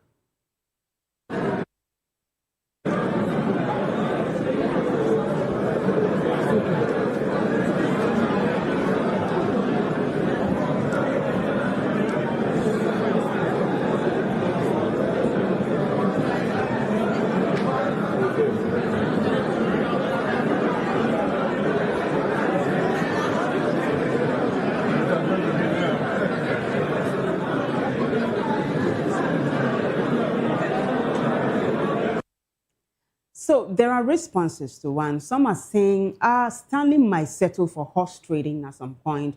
He might just be gunning for a ministerial role. Others are saying, hey, Stanley, I salute your courage, sir. Why don't we go back to X so you see how netizens are reacting to Stanley's challenge? Yeah? Nuruddin Dogo says, I commend his courage for purchasing the presidential form to challenge Tinubu at the primary. But he would have used that huge amount of money to cater to the needs or to the needy. He should or he could get huge reward from his creator. That is if he had helped the needy, according to Nuruddin Dogo. And then Alexander Antonio says, a political party is selling nomination form for 100 million naira speaks volume of the kind of politics and democracy we participate in this country. What this means is that only the super rich can vie for the office of the president, even if they are sick and old, as long as they can afford it and foot the bill, they are welcome. Nzendi Anambra says, I support him. He must insist on direct primary, no stepping down for anyone. Omoba Adebayo says, you won't contest with incumbent. Or, yeah, under the same, or you won't contest with incumbent under the same party. Mr. Osifo, tell me, what's your plan? So really, some people are just laughing and saying, this is no big deal and all. But others are saying, look, this might just turn out to be a real challenge. On that note, we move on to the next hashtag, which is hashtag Governance Advisory Council, aka GAC. That's the body, the king-making body in Lagos State. So what's it about today? The GAC today anointed the Deputy Governor of Lagos State, Obafemi Hamzat, and told him that, yes, we give you our blessings. Come and be the next governor of Lagos State. So there is a post, and of course, there is a video, and there are responses to that one. It is hashtag Governance Advisory Council. Lagos State Governance Advisory Council unanimously endorses Dr. Kadri Obafemi Hamzat as APC consensus candidate for 2027 governorship election. The Governance Advisory Council, GAC, the highest advisory body of the APC in Lagos State, unanimously adopted Deputy Governor Dr. Kadri Obafemi Hamzat as their consensus candidate for the 2027 Lagos State governorship election at a meeting at Lagos House Marina with Alhaji Prince Tajuddin Olusi speaking on their behalf. GAC members announced they paid for his nomination form. Honorable James Faleke picked up the 50 million naira APC governorship nomination forms on Hamzat's behalf in Abuja. James Faleke again. Imran Mohammed says Honorable James Faleke has picked up the 50 million naira APC governorship nomination form on behalf of Lagos Deputy Governor Dr. Kadri Obafemi Hamzat for the 2027 Lagos State governorship election. So when the GAC members said they paid for it and Honorable James Faleke picked it up, I don't understand. I'm trying to wrap my head around it. But hey, there are responses to this one. Let's take a look at what netizens are saying. Calvin Eze says, GAC don't choose for us again. Now so Lagos democracy, they work. Elders raise hand, we must follow. Wonderful. There are more reactions. So this one is interesting. Do you think Obafemi Hamzat is going to become the deputy governor of Lagos State? Well, Immortal Stat, this is according to Immortal Stat. And he says deputies that became governor. So there is a precedent, right? Let's quickly take a look at the next post because we have the full screenshot of that one. Thank you. Deputies that became governor from 1999 to date. Boni Haruna Adamawa, 1999. Goodluck Jonathan Bayelsa, 2005. Adebayo Alao Akala, 2006. Michael Boatman, Plateau, 2006. Virginia Itiaba, Anambra, 2006. That practically has been the only female deputy governor ever in Nigeria. Correct, I stand corrected. Well, Mahmoud Shinkafi Zamfara, 2007. Keep in mind that these are deputy governors who became governors. This is according to Interstat. Yes, this is Aliu Wamako, Sokoto, 2007. Ibrahim Gaidam Yobe, 2009. Patrick Yakowa, Kaduna, 2010. Ramalan Yero, Kaduna, 2012. James Bala Ongilari Adama 2014, and Abdullahi Ganduje Kano 2015. Dave Umahi Ebonyi 2015, Umar Namadi Jigawa 2023. And then, of course, we have Ahmed Aliu Sokoto 2023 and Lucky Ayedatiwa Ondo 2023. Lucky Ayedatiwa is the latest deputy that became the governor. He succeeded his principal, actually, who unfortunately passed away, talking about the late senior advocate of Nigeria, Akeredolu, who passed away while he was still a sitting governor. His deputy, of course, Lucky, took over and is still the governor. So, how is this going to pan out? Is Hamzat the next governor of Lagos State? Even though some people have been throwing around former governor of Lagos State one term, by the way, Ambode, is he going to be governor? Is the million-dollar question. But let's take a listen to what the GAC has to say. Adopted, we have all agreed that Alhaji Dr.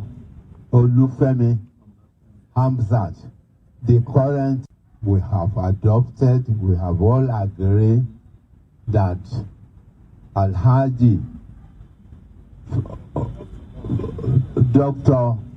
Olufemi Hamzat, the current deputy governor of our country, of our state, is the consensus candidate, of our party. And we have all pledged to stand by him. That is the information. Thank you, and God bless.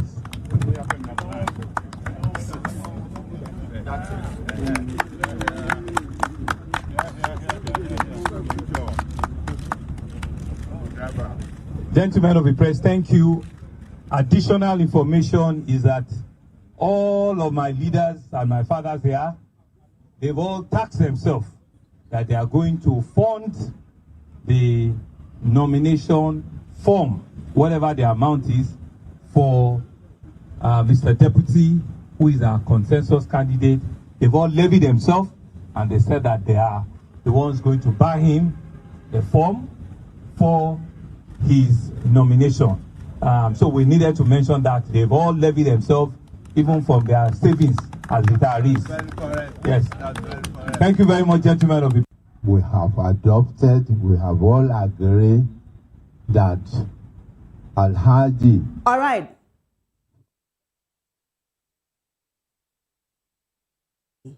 Giving their blessings to the Deputy Governor of Lagos State, Hamzat, Obafemi Hamzat. You do know that Governor Sanwo-Olu, who is Hamzat's principal, is right there with his deputy. So apparently they're on the same side of the aisle. Just yesterday, it was all over social media where the governor of Lagos State, Sanwo-Olu, said, yes, you are the best man for the job. Remember that Hamzat is from the Fashola camp. This was horse trading, between groups in the APC. So I think this is promise being kept. But is it Uhuru yet, basically? I mean, we have Funsho Dohati on the platform of the ADC, who also wants to become governor. So are we looking at a clash of the titans come the next election cycle? Fingers crossed. Netizens are responding to this one. Let's take a look at their responses now. This is hashtag Governance Advisory Council. They've all levied themselves, and they said that they are the ones going to all right. him the form. Oh, I understand that we don't have responses. Okay, but basically, people are saying, well, once the JAC coughs, I mean, Lagosians will jump. So, wait, how is this pendulum going to swing is the question so many people are asking now. We'll take a short break. When we come back, the show continues. Stay with us.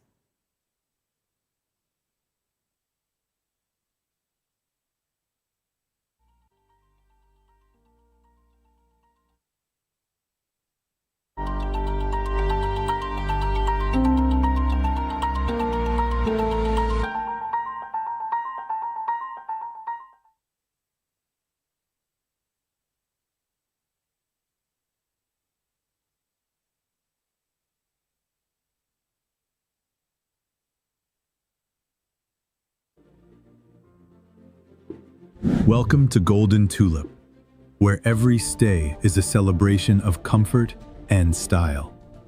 Discover beautifully designed rooms crafted for your relaxation and peace of mind. Savor delicious, expertly prepared meals at our exceptional restaurants. Relax and socialize at our elegant lounge bar. Refresh yourself at the vibrant pool bar and enjoy a soothing swim in our sparkling pool. Planning something special? Our spacious and sophisticated hall provides the perfect setting for weddings, conferences, and memorable events. Whether for business or leisure, we deliver excellence with unmatched hospitality. Comfort, class, premium experience. Book today and elevate your hospitality experience. Airport Golden Tulip. Stay golden. Live golden. Turn on some people's voice, where we amplify the voice of those that matters the most. Join the conversation. Share your thoughts with me. I am Savior Udo. Weekdays, Monday through Friday, from 4 p.m. to 5. Don't forget, our voice matters the most. Let us come together and share our concerns. Are you ready for the extraordinary? Something big is happening on your screen. Introducing VOP TV.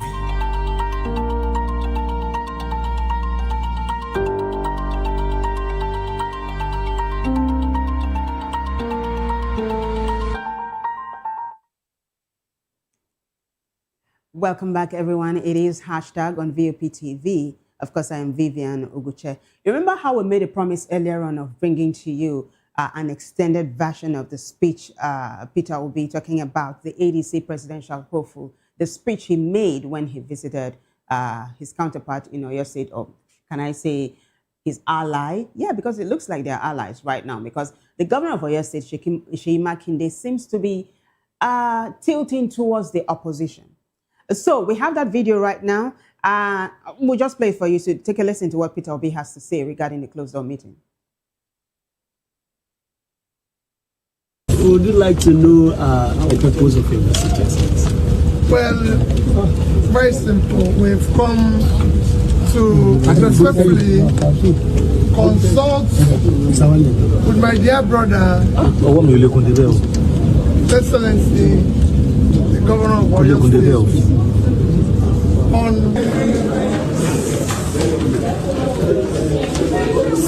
You are welcome to your state. Yes. Would you like to know the purpose of your message? Well, very simple. We've come to respectfully consult with my dear brother, His Excellency, the Governor of Oyo State,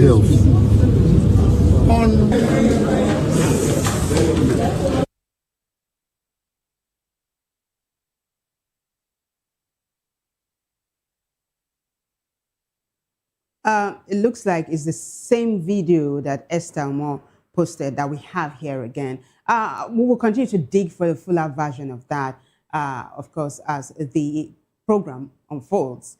If we don't do it today, we'll do it subsequently. Let's take a look at the next hashtag now, which is trending massively online. It is hashtag Deji Adeyonju. So why is Deji trending today? The activist and, of course, a lawyer says that Nigerians do not want 24-hour power supply. All they are asking is for you to give it to them at night and in the morning, right? And they will be satisfied.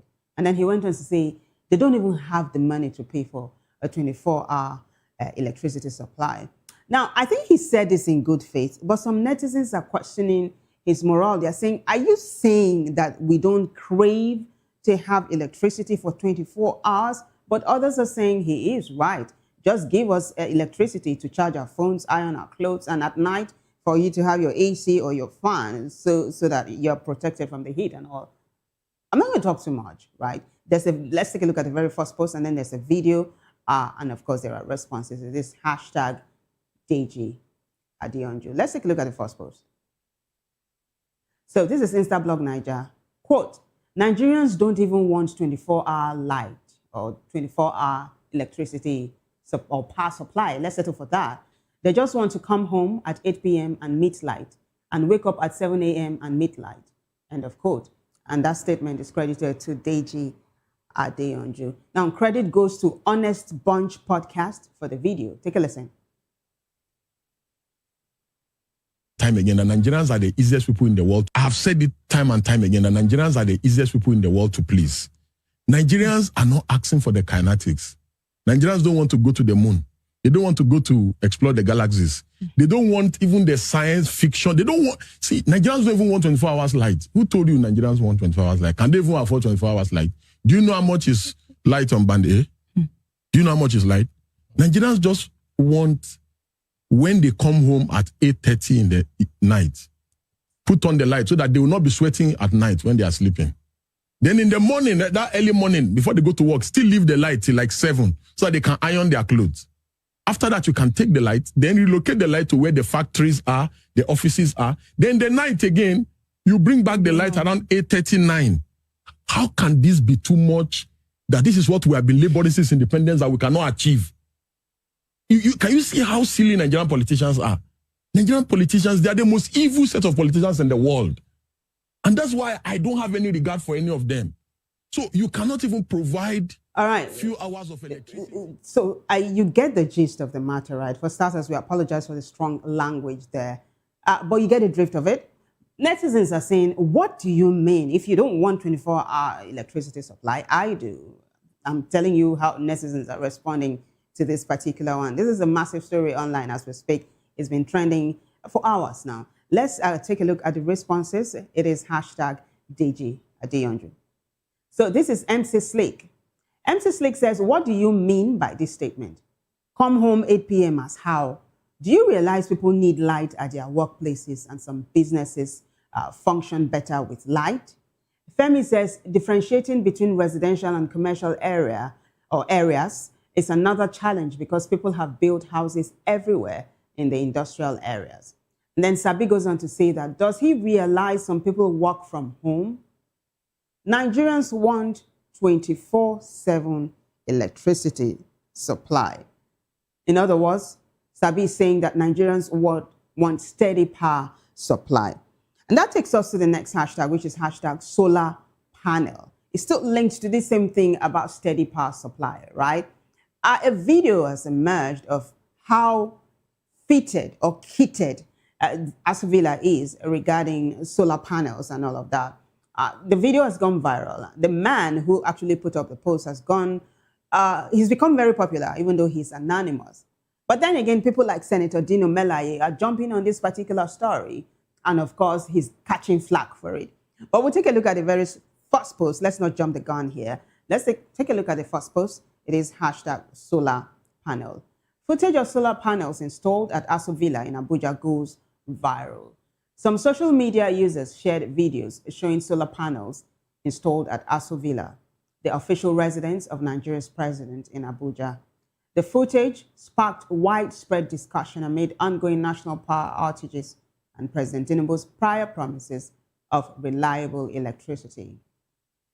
Some posts referenced a 17 billion naira solar grid project at Asu Rock. The next post you're about to see is from Senator Dino Melaye, ADC chieftain, opposition extraordinaire. Well, let's take a look at what he's saying. Senator Dino Melaye says, Asuvilla with solar panel while Nigerians live in darkness. And then he put up this video. Credit goes to him for it. Let's take a look. President will promise you light. Nah, I can't say that. I need to do solar, so see how. Don't go do solar. You deceive yourself. Don't go do solar. They deceive yourself. And you say if they vote and if you no fix light, they do not vote him again. And so she won't do we do. Don't move on. You see the jet. I can shoot them. See how all the jet we did, and I see how no more generator in Villa. I pit solar. I don't do solar. Your mind go day. See, when they promise you light, see what they see how. No light at the end of the tunnel. So the people you hear in the background actually are responsible for the video going viral. It's everywhere right now. It's one of the videos that dropped late today, talking about today, Chiefs Day. So what are they saying about the president who promised electricity? You know how it is no state secret. Nigerians know, because it's something that has been recycled over and over again on social media, that President Tinubu had said in his first term that if he doesn't give Nigerians steady power supply, they shouldn't vote him. They shouldn't re-elect him. They shouldn't let him come back for a second term. So that's what those Nigerians are referring to. But some netizens are saying, Senator Dino Melaye, you do not have any moral ground to point accusing fingers at President Tinubu. But why are they saying this? Let's take a look at the responses themselves. Perhaps they will expatiate. It is hashtag solar panel. This is Liropi. Now he's responding to the video Senator Dino Melaye put up. Look at me being so mad that I've only seen light this year, not more than 5 times this year. And the whole villa is using solar while borrowing trillions. And then Badge J says, just because you switched camp, he's talking to Senator Dino Melaye, just because you switched camp doesn't make you innocent or different from them. And he goes on to say, you're birds of the same feathers. But there are more responses. Of course, they're pointing to the fact that Nigerians are suffering while their leaders are smiling. It is hashtag solar panel. So this is Nefertiti, yes. And Nefertiti says, dear Nigerians, this is Asu Rock's 17 billion naira solar grid.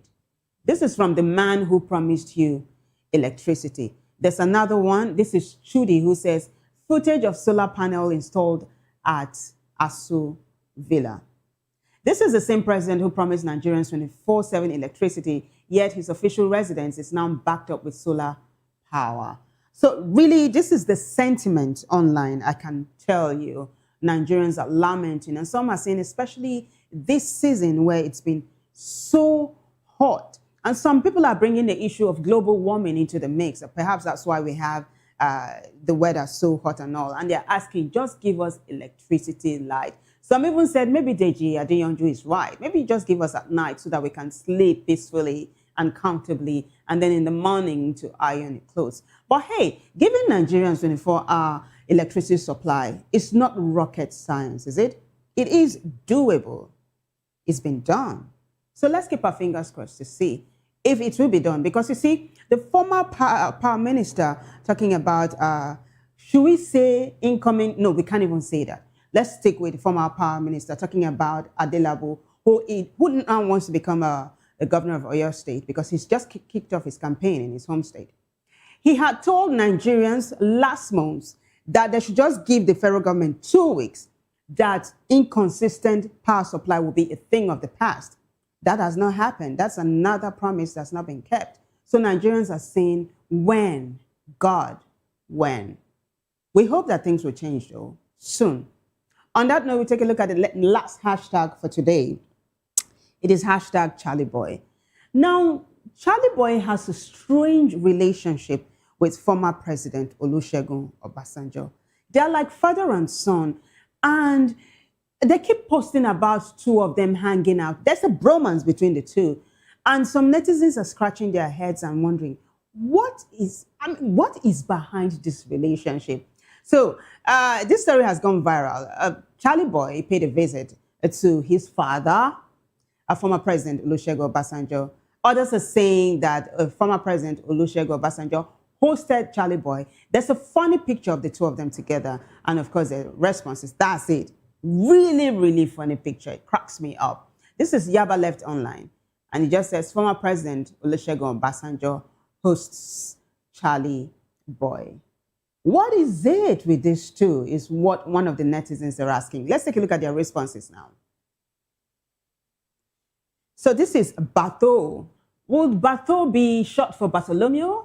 I guess. Well, but Bato says, what is the story behind the friendship of Obasanjo and Charlie Boy? Well, Charlie Boy had said once upon a time that when nobody believed in him, even his own family members, that Obasanjo saw the gold beneath buried behind all the wetness and has ever since stood by him. So, hey, sees him as, it's like a father figure to him. I guess that's it. That's the bond. Daily Dose of Everything says, it's just basically interpreting what he says, regarding the picture of the two of them together. And then Ahmed Maska says, Baba OBJ and area father in one frame. Two legends, two different energy. One ruled Nigeria, one ruled Twitter. Basically, people are just gushing over the duo and, their bond. I think the secret really behind their friendship is that former President Olusegun Obasanjo is not fazed by Charlie Boy's alleged weirdness. Charlie Boy himself has said it. So it's like when they say respect is reciprocal. That's it. So former President Olusegun Obasanjo respects Charlie Boy, loves him, and I think Charlie Boy is returning the favor. And I hope this very strange friendship continues to wax stronger and stronger. On that note, we'll wrap it up today on hashtag. Big thanks to everyone who contributed to making the show a success. But the bigger thanks goes to you guys for watching. If you had fun, keep a date again with us for another edition of hashtag. Same session, same time. Until then, I am Vivian Oguche. Bye for now.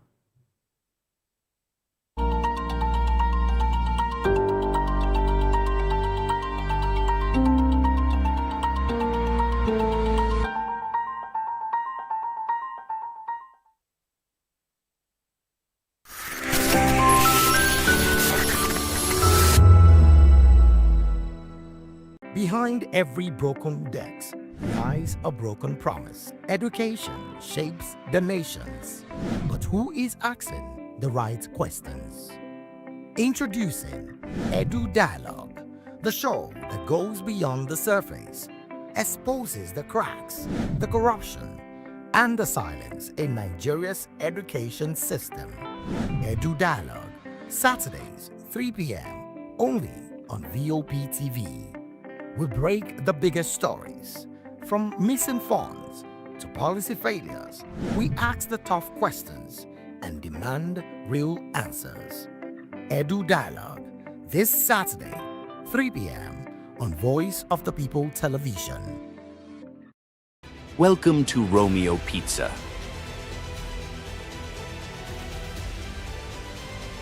Sink your teeth into our freshly baked pizzas. Loaded with rich sauce, melted cheese, and irresistible toppings. Where every bite is a love story. Treat yourself to our creamy, dreamy ice cream.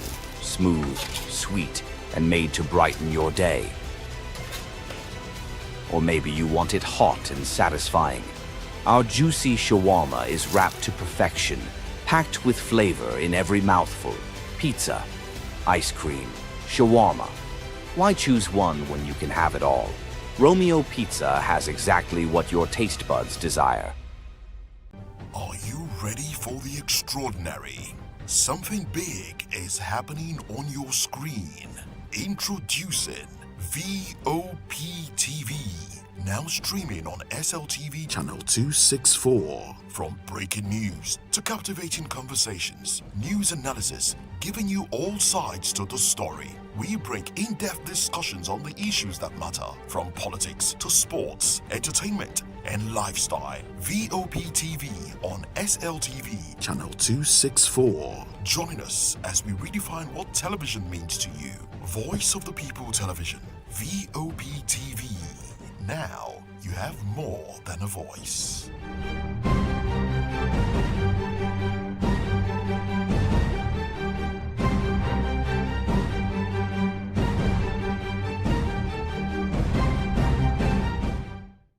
Welcome to the locker room, the home of football talk that matters. I am Jerry Arpayon. Join us every weekday, Monday to Friday at 5 p.m. Nigerian time, as we share the hot takes and hot debates in the exciting world of football. And joining me are the usual suspects, Ikechukwu and Mayowa, as we break down all the hot takes and everything that's happening in the football. Don't just watch football, live it with us. Catch us on the Locker Room and Voice of the People television at 5 p.m. Nigerian time. And like I always say, if not going to talk, please discuss. And it's Hakim Ziyech who puts the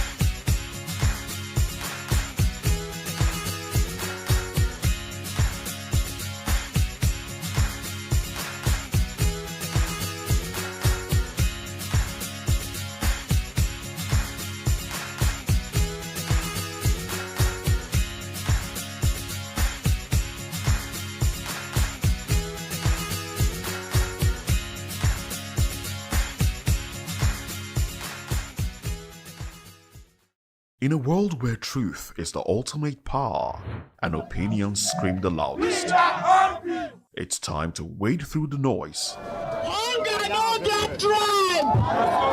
Hunger no get religion. And scan the human interest and trending topics that matter. Stay tuned to The Issues, your plug to the stories making the buzz, from politics to science and technology, social justice, and more. Let's tackle the tough questions and expose the truth. The Issues, on Voice of the People television, Mondays to Fridays, 8 to 9 p.m. The Issues. Don't just react, understand.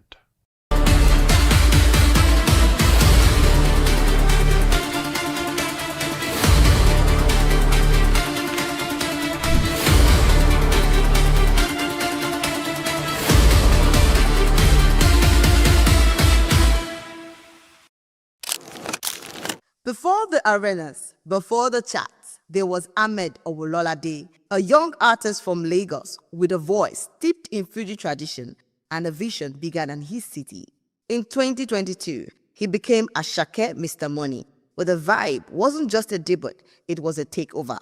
He fused Fuji, Amapiano, and Afrobeats into something new, something unmistakably Nigerian, unmistakably his.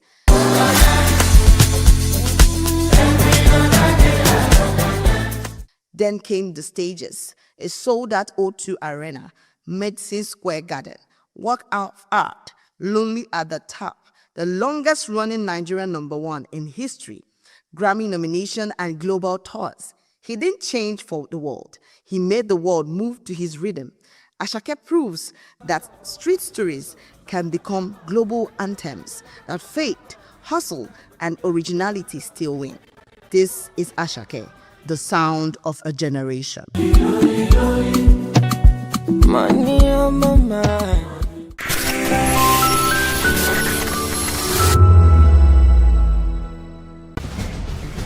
Join us as we drive into the world of politics through insightful interviews with prominent political figures, both serving and former governors, ministers, senators, legislators, party chieftains, activists, and analysts. Get first-hand information into the decision-making processes that affect our daily lives. Highly engaging one-hour program that brings political discourse into focus.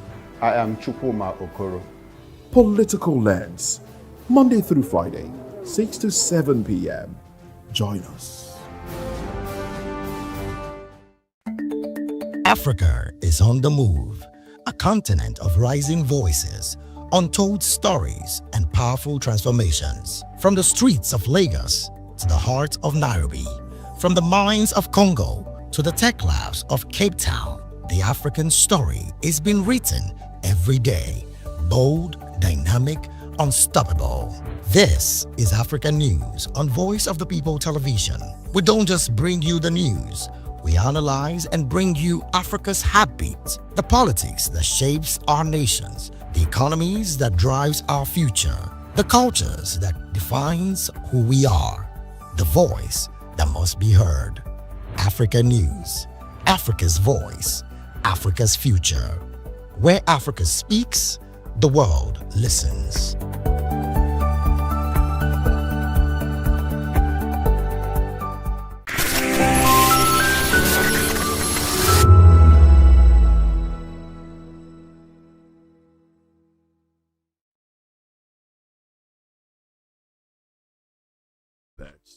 Awards, the razzmatazz, music, fashion, interviews, and more. Spotlight on Voice of the People Television. Let's feed you with all the juicy stories in the global entertainment space, bringing you the glitz and glamour as it is hot. Stay tuned to Spotlight, 1 p.m. Monday to Friday. Spotlight on VOP TV. Entertainment like never before.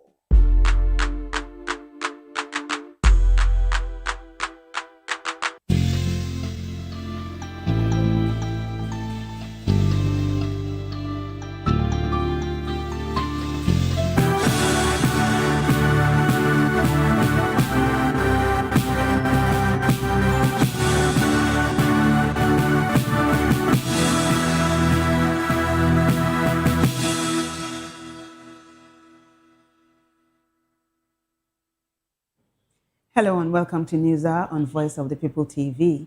I am Vivian Oguche. And I am Nenna Ndomdioto. Before we begin the news, kindly visit our website www.vop.ng for fresh and trending news. Here are the headlines. Faleke picks presidential forms for Tinubu.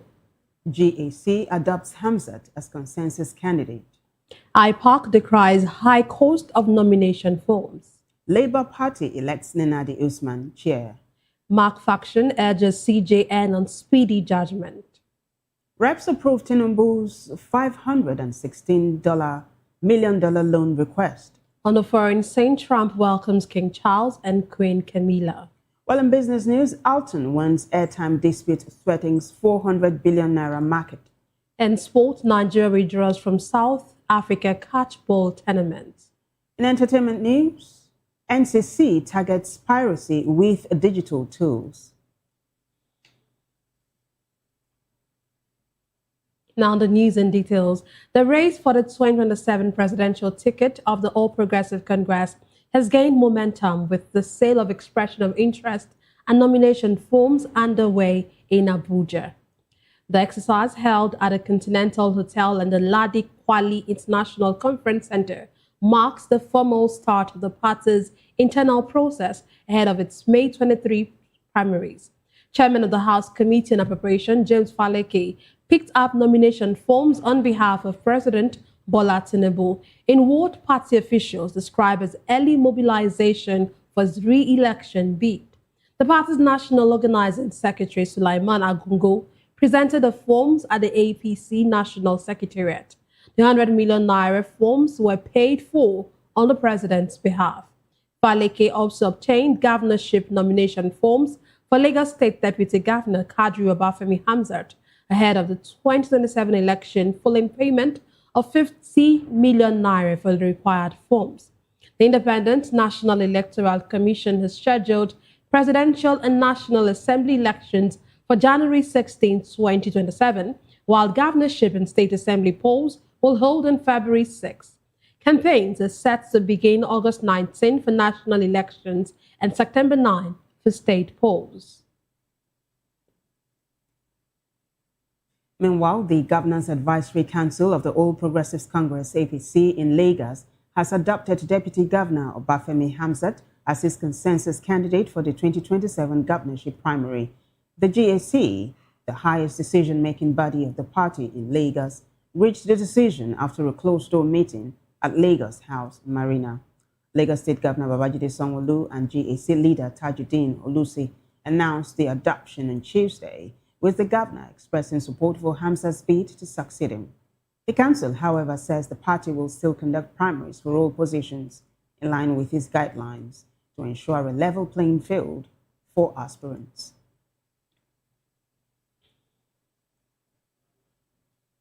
In the meantime, the Inter-Party Advisory Council has raised concerns over the rising cost of nomination forms by major political parties ahead of the 2027 general elections. The council warns the trend is weakening inclusivity and undermining credible participation in Nigeria's democratic process. Lagos State IPAC spokesman James Adesina, who also chairs the People's Redemption Party in the state, made this known in an interview in Lagos. He noted that while the Independent National Electoral Commission continues to assure Nigerians of credible polls, the integrity of the process must begin with transparent candidate selection within parties. Additional said the high cost of nomination forms is pricing out capable grassroots aspirants without strong financial backing. He urged political parties to review their fees to promote fairness, broader representation, and public trust, warning that excessive cost could weaken internal democracy and erode confidence in governance. He also advised aspirants discouraged by high fees to consider alternative platforms with more affordable processes. Still politics, the Labour Party has elected Senator Ninadi Usman as its national chairman at its national convention held in Umahia, Abia State. The announcement was contained in a statement by the party's National Publicity Secretary, Ken Asogwa. Other elected members of the National Working Committee include Ihienacha Obioma as National Secretary, Nike Oriola as a Deputy National Chairman, Ken Eluma Asogwa as National Publicity Secretary, Oluchi Okpara as National Organizing Secretary, Anslem Eragbe as National Financial Secretary, and Hilda Dokubo as National Women Leader, among others. The new executive was sworn in immediately and has assumed office. In her acceptance speech, Senator Usman thanked party members for their support and pledged to reposition the party for greater success. She also commended Abia State Governor Alex Oti and promised to promote unity and reconciliation within the party ahead of the next general elections. Governor Oti urged the new leadership to provide purposeful direction and strengthen party structures nationwide. And now to legal matters. The African Democratic Congress, ADC, has appealed to the Chief Justice of Nigeria, Kudirat Kekereekun, to expedite judgment in its ongoing National leadership dispute. The Mark-led faction made the appeal in a letter dated April 28, signed by its lead counsel, Senior Advocate of Nigeria, Shuaibu Arua, and received at the CJN's office. The party warned it may be unable to participate in the 2027 elections unless the ruling is delivered within 3 days. It added that further delay could cause irreparable harm as the window provided by the Electoral Act to field candidates continues to narrow.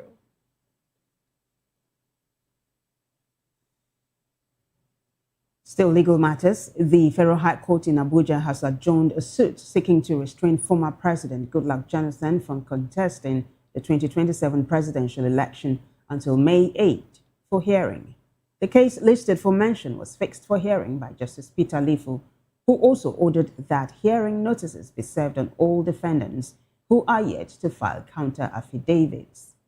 The suit was filed by lawyer John Mary Gideobi, who is asking the court to issue a perpetual injunction barring Johnson from participating in the race.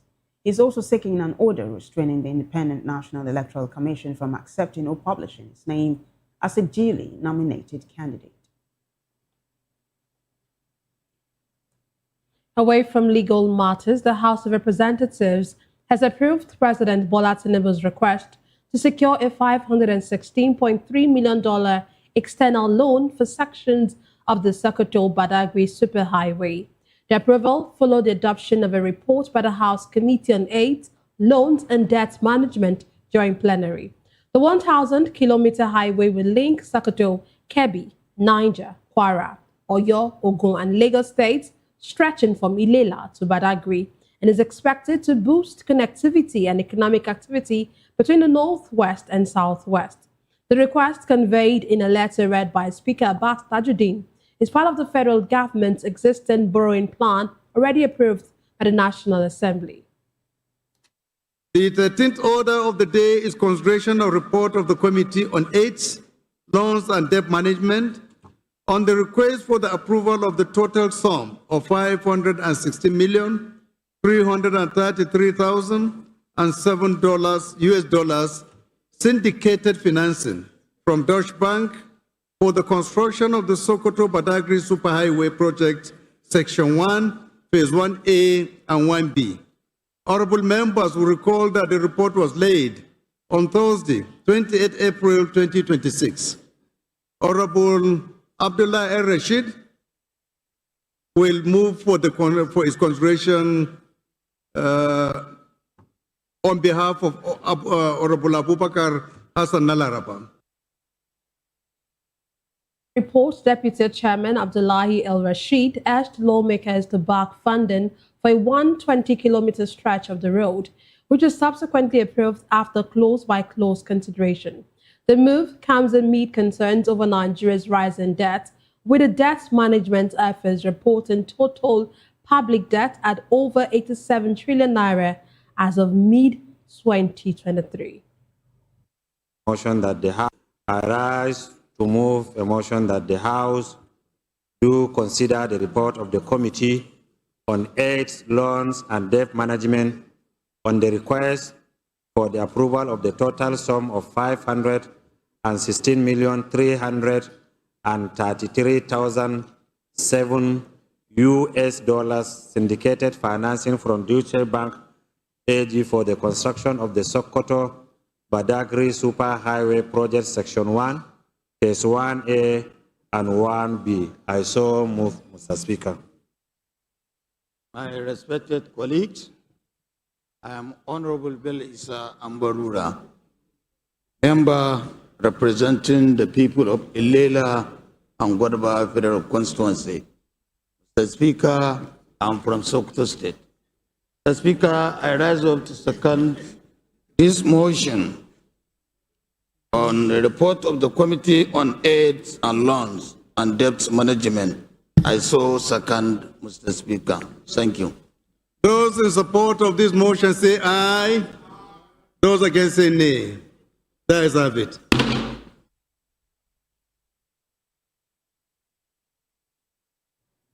Well, from the green to the red chamber, the Senate called on the federal government to strengthen surveillance testing and contact tracing nationwide following a newly confirmed COVID-19 case, warning of gaps in Nigeria's public health emergency response system. The resolution followed a motion by Senator Banigo, who raised concerns over weaknesses in the country's preparedness framework.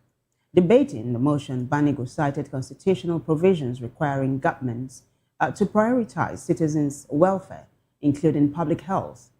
Lawmakers also expressed concerns over challenges facing the Nigeria Center for Disease Control and Prevention, including funding shortfalls and procurement delays since 2025, which they say have weakened response capacity. They warned that shortages of test kits, reagents, and protective equipment could endanger frontline health workers and hinder outbreak control. The Senate urged the Health Ministry and the NCDC to scale up response efforts and called on the Finance Ministry to fast-track emergency funding. It also directed the NCDC to submit a report on national preparedness, including stock levels, laboratory capacity, and surveillance gaps. Still on a legislative note, the Lagos State House of Assembly has removed Olalekan Onofeko as Clerk of the House with immediate effect. The decision followed deliberations by lawmakers and was adopted by a voice vote during plenary, indicating broad support. Speaker Mudashiru Obasa said the removal was in line with established rules governing tenure, explaining that Onofeko's tenure had expired and the move was procedural rather than disciplinary. He commended Onofeko's service, noting that his tenure saw key legislative and institutional development. Obasa also announced Adenike Oshinowo as a new clerk with immediate assumption of duties, expressing confidence in her experience and capacity to strengthen legislative administration. In addition, the House confirmed Latifat Ogbara as chair of the Lagos State House of Assembly Service Commission and Remi Bello as a member. Lawmakers urged the new appointees to uphold professionalism, transparency, and efficiency in their roles.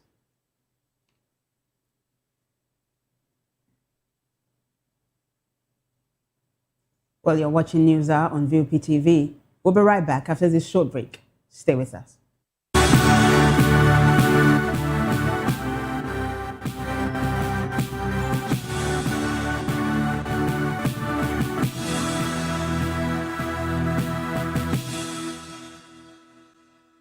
Welcome to Romeo Pizza.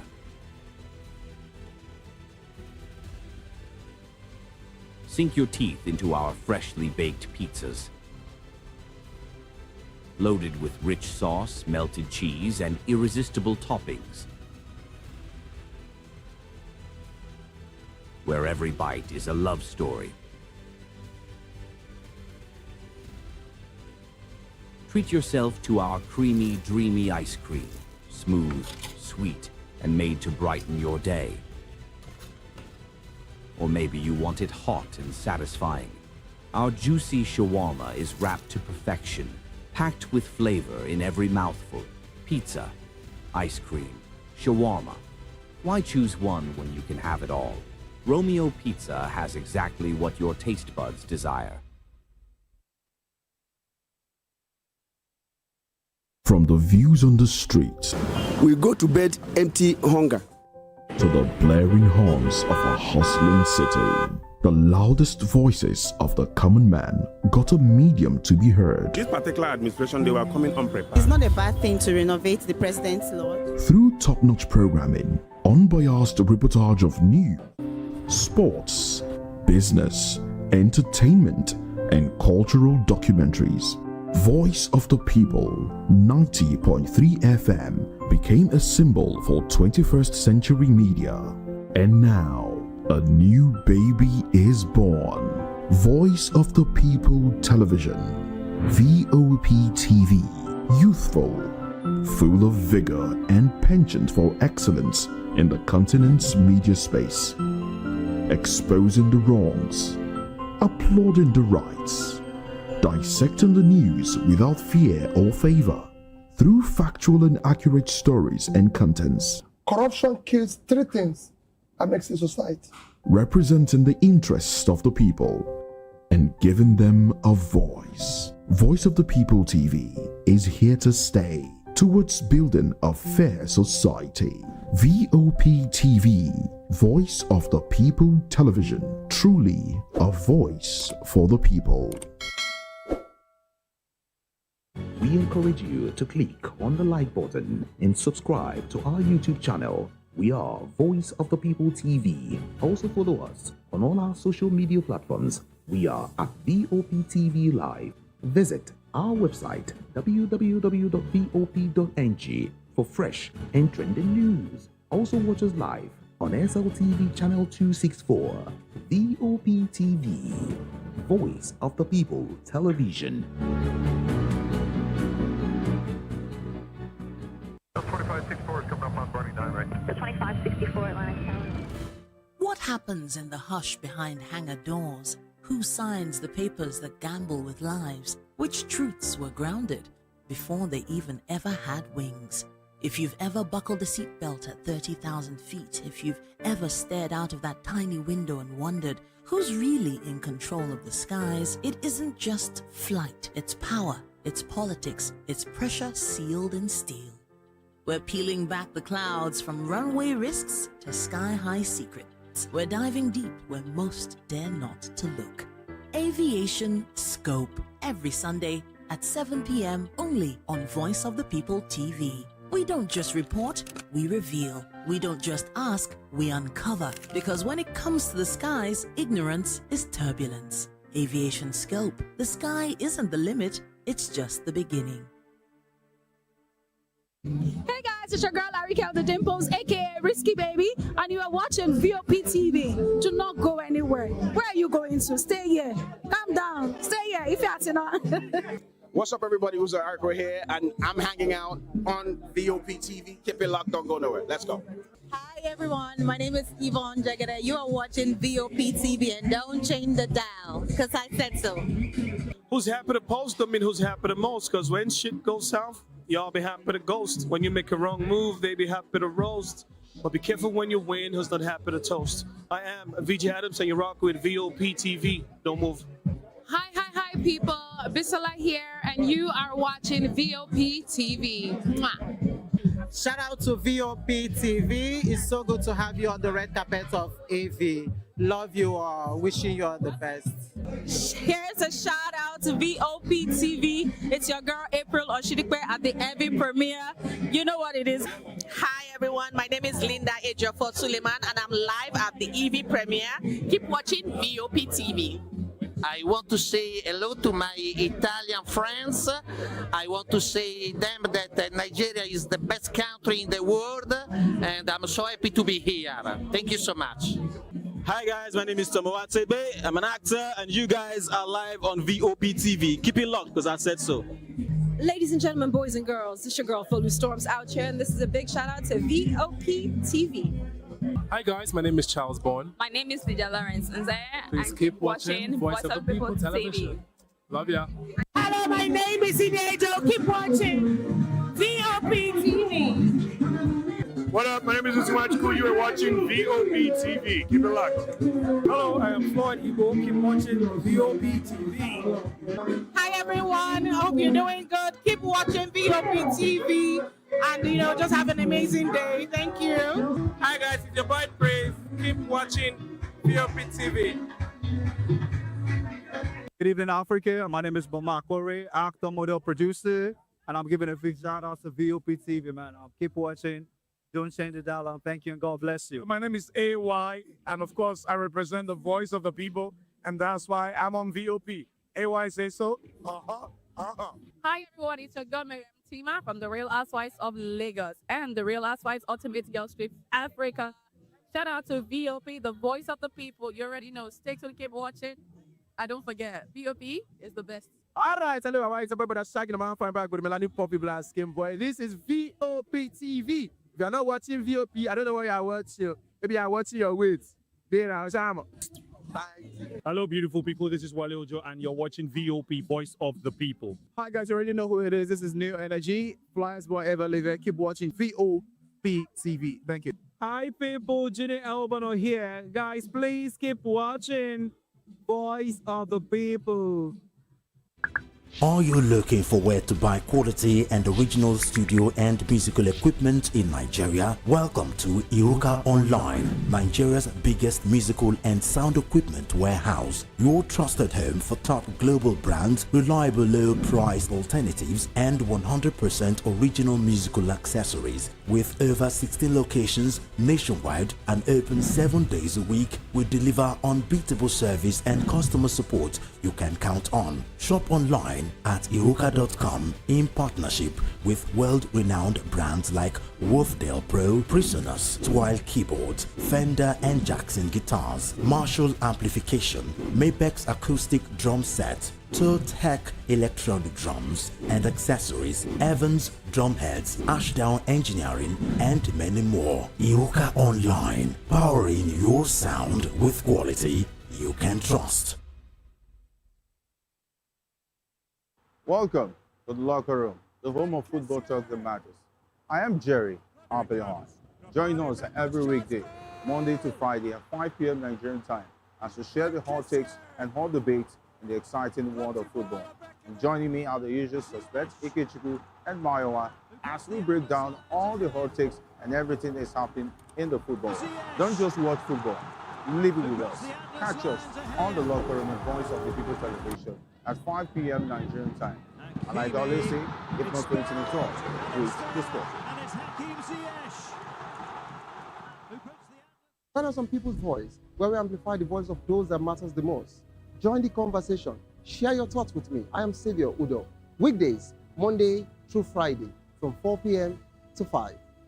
Don't forget, our voice matters the most. Let us come together and share our concerns. Are you ready for the extraordinary? Something big is happening on your screen. Introducing VOP TV. Now streaming on SLTV channel 264. From breaking news to captivating conversations, news analysis, giving you all sides to the story. We bring in-depth discussions on the issues that matter, from politics to sports, entertainment, and lifestyle. VOP TV on SLTV channel 264. Join us as we redefine what television means to you. Voice of the People Television, VOP TV. Now you have more than a voice.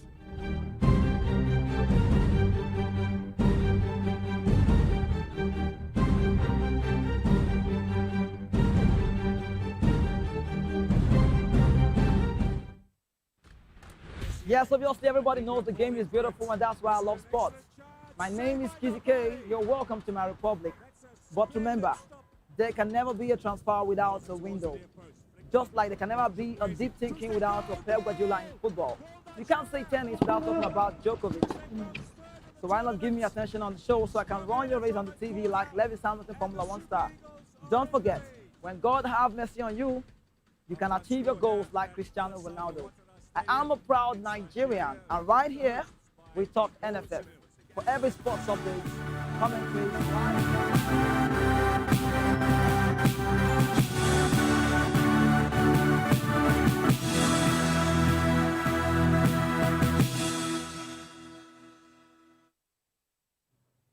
Welcome back, everyone. So Nigeria's Minister of State for Foreign Affairs, Bianca Ojukwu, says the commissioning of the new headquarters of the Economic Community of West African States underscores renewed commitment to regional integration and cooperation.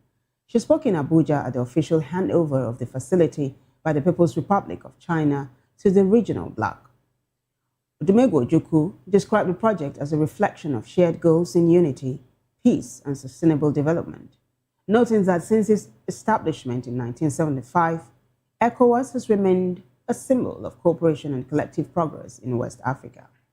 She added that the organization has evolved into one of Africa's most active regional blocs, playing key roles in conflict prevention, peacekeeping, economic integration, and democratic governance. According to the minister, the new headquarters will serve as more than an administrative complex, but as a strategic hub for policy innovation, dialogue, and coordination among member states. She also commended President Bola Tinubu for his support for ECOWAS and thanked Chinese President Xi Jinping for strengthening Africa-China relations through continued partnership.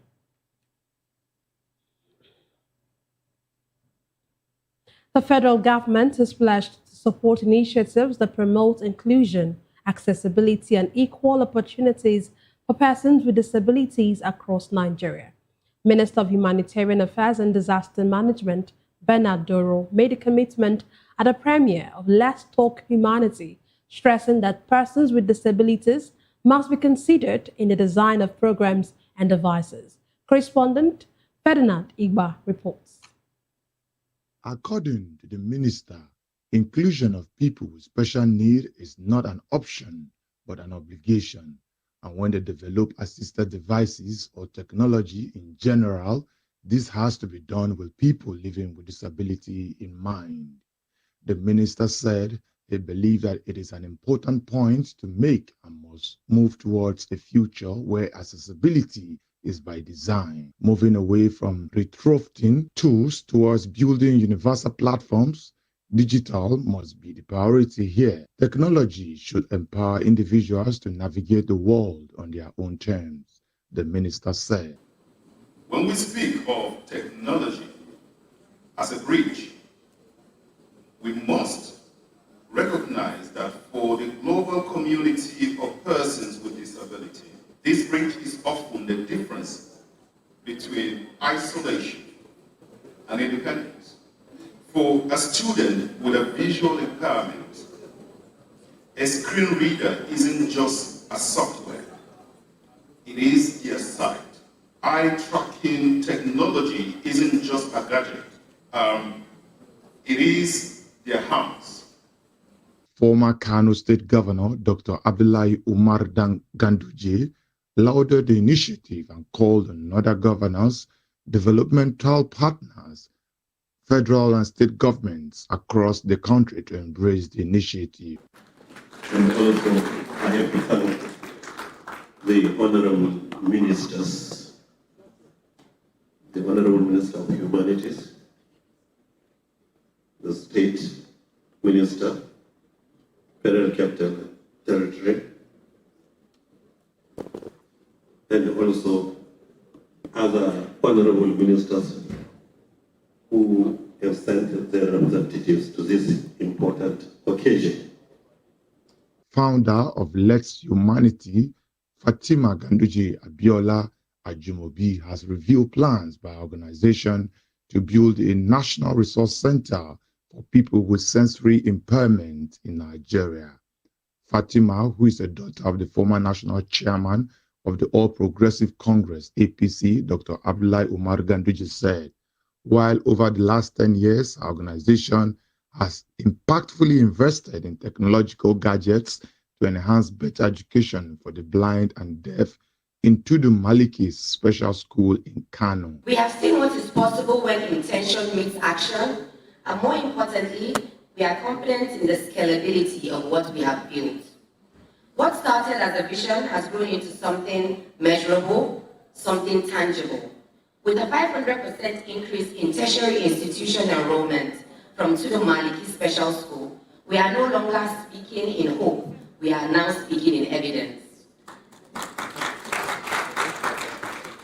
The event brought together experts in disability education, federal and state government officials, staff, alumni, and students of Tudu Maliki Special School, Kano, with a keynote speech from the vice principal of the school, Ibrahim Abdulkadir, on the impact of Let's Humanity initiative. Ferdinand Igba, reporting for VOP TV in Abuja.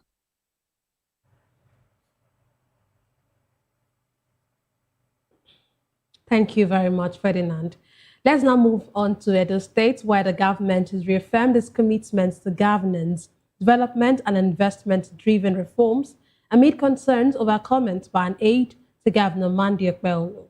Authorities say the administration remains focused on delivering key projects and improving public service despite the controversy.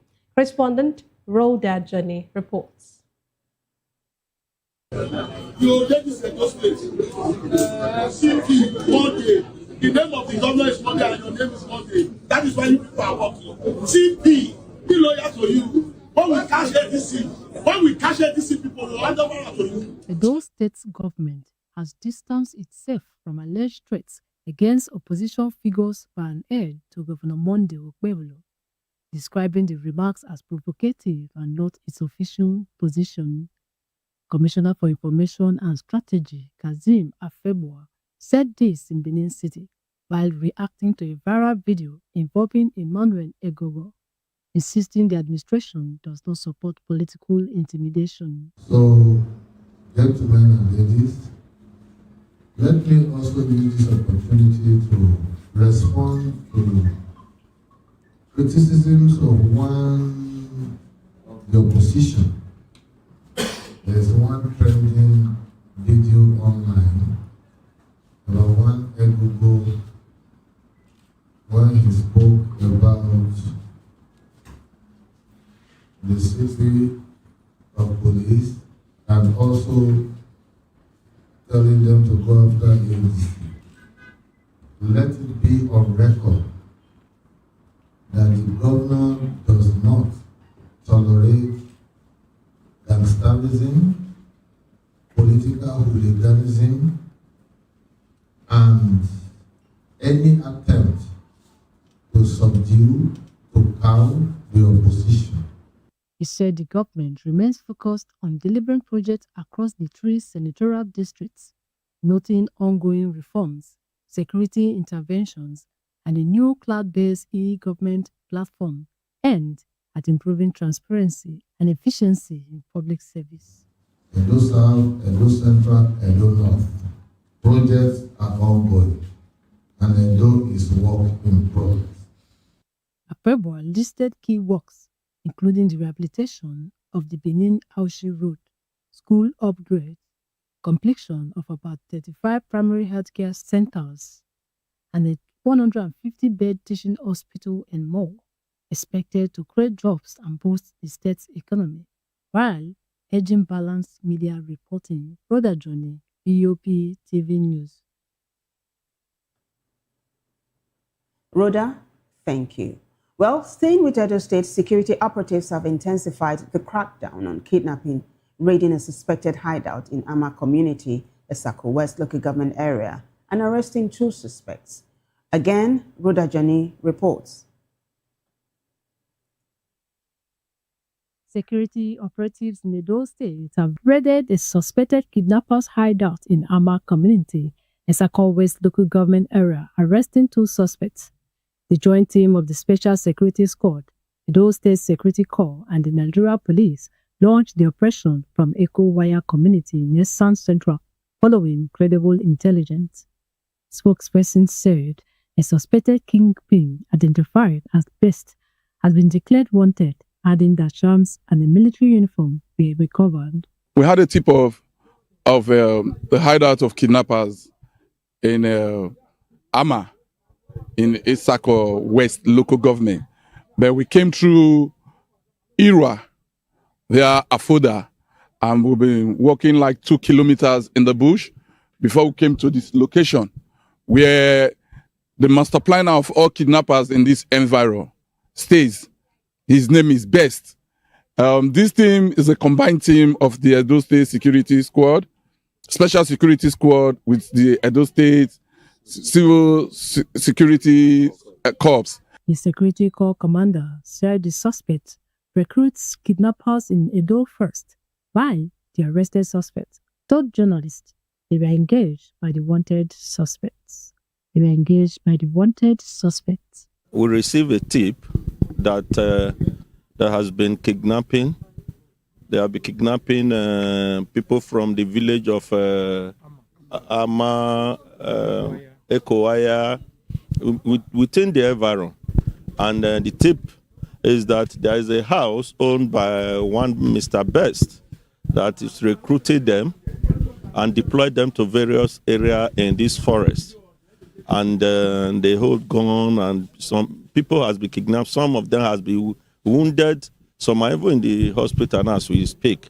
So that is why we are here, to make sure we clean up the environment and to give a warning to these people bringing kidnappers to our forests, our our villages, that this will be the last time, because we are not relenting our effort. Every night, every day, we are after them. They will continue to run, and they will not have a safe haven like this kind of building Mr. Best, or what they call him, is using to harbor them. We did 12 in number, where they. My name is Prosper. I never know, now only 1 month that's come for you. Only 1 month. Yeah. 1 month. This one a hardened criminal now. Now hardened criminal. Inside, how we just. My name is Nengak Samuel. I'm from Plateau State. Now from Plateau State in Konkarim. Getting to 1 month, 2 weeks now. Brother Johnny, Vop TV News. Thank you very much, Rhoda. We'll take a break, and when we return, we'll bring you stories on foreign, business, and sport. Just stay with us.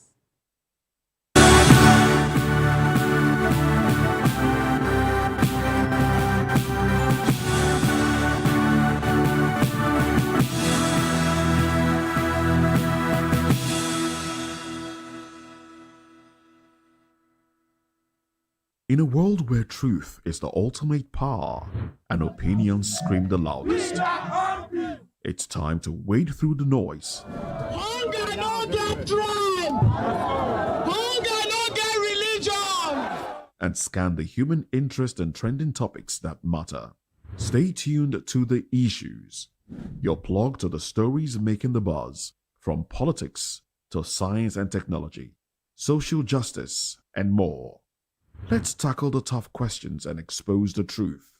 The Issues on Voice of the People Television. Don't just react, understand. The red carpets, awards, the razzmatazz, music, fashion, interviews, and more. Spotlight on Voice of the People Television. Let's feed you with all the juicy stories in the global entertainment space, bringing you the glitz and glamour as they hot. Stay tuned to Spotlight, 1 p.m. Monday to Friday. Spotlight on Vop TV. Entertainment like never before.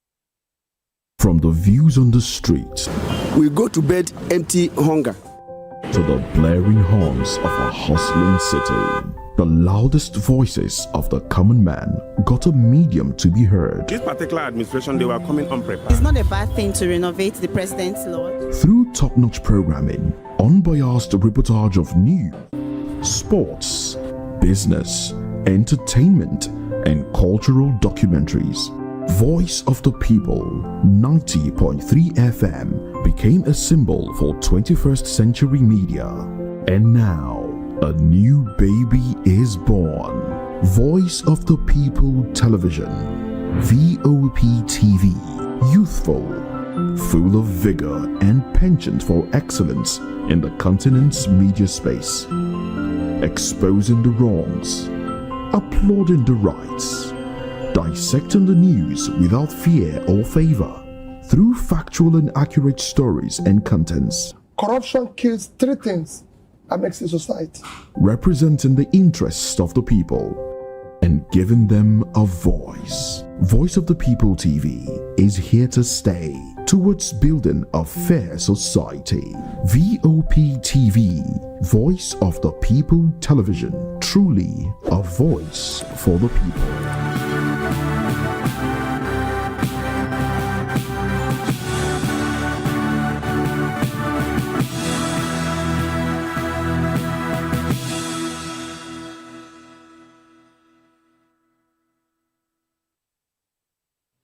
Glad to have you back. On the foreign scene, President Donald Trump and First Lady Melania Trump have welcomed Britain's King Charles and Queen Camilla to the White House, with Trump joking to guests that it was a beautiful British day. The royal couple arrived on Tuesday for a 4-day state visit aimed at highlighting ties between Britain and the United States 250 years after American independence, despite tensions linked to the Iran war. In remarks at the event, Trump emphasized the long history between the two nations, from former adversaries in the War of Independence to close allies today. He also referenced World War II, saying soldiers, once known as Redcoats and Yankees, became Tommies and GIs who fought together as brothers in arms and brothers in eternity. Well, away from that report, the United Arab Emirates has said it is quitting the Organization of the Petroleum Exporting Countries, dealing a blow to the oil producers group. The move comes amid an unprecedented energy crisis linked to the Iran war, exposing growing discord among Gulf nations. The UAE, one of OPEC's largest producers, would weaken the group's control over global oil supplies and deepen a rift with Saudi Arabia, the cartel's de facto leader. In his first public comments since the announcement, UAE Energy Minister Sohail Al-Mazrouei said the decision followed a review of the country's energy strategy and future production policy. Meanwhile, United States President Donald Trump has voiced displeasure over Iran's latest peace efforts, saying Tehran told Washington it is in a state of collapse and is currently unsettled over its leadership. Iran's latest proposal to end the 2-month conflict would defer talks on its nuclear program until after the war, and shipping disputes are resolved. However, a U.S. official briefed on Trump's meeting with advisors says the president wants nuclear issues addressed from the outset. In a post on Truth Social, Trump also claimed Iran has requested the reopening of the Strait of Hormuz as it continues to assess its leadership situation.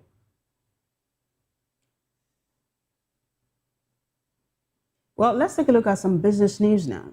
The Association of Licensed Telecoms Operators of Nigeria says the regulatory dispute affecting the country's airtime credit market must be urgently resolved, warning that the ongoing disruption poses risks to consumer welfare, investor confidence, and regulatory stability.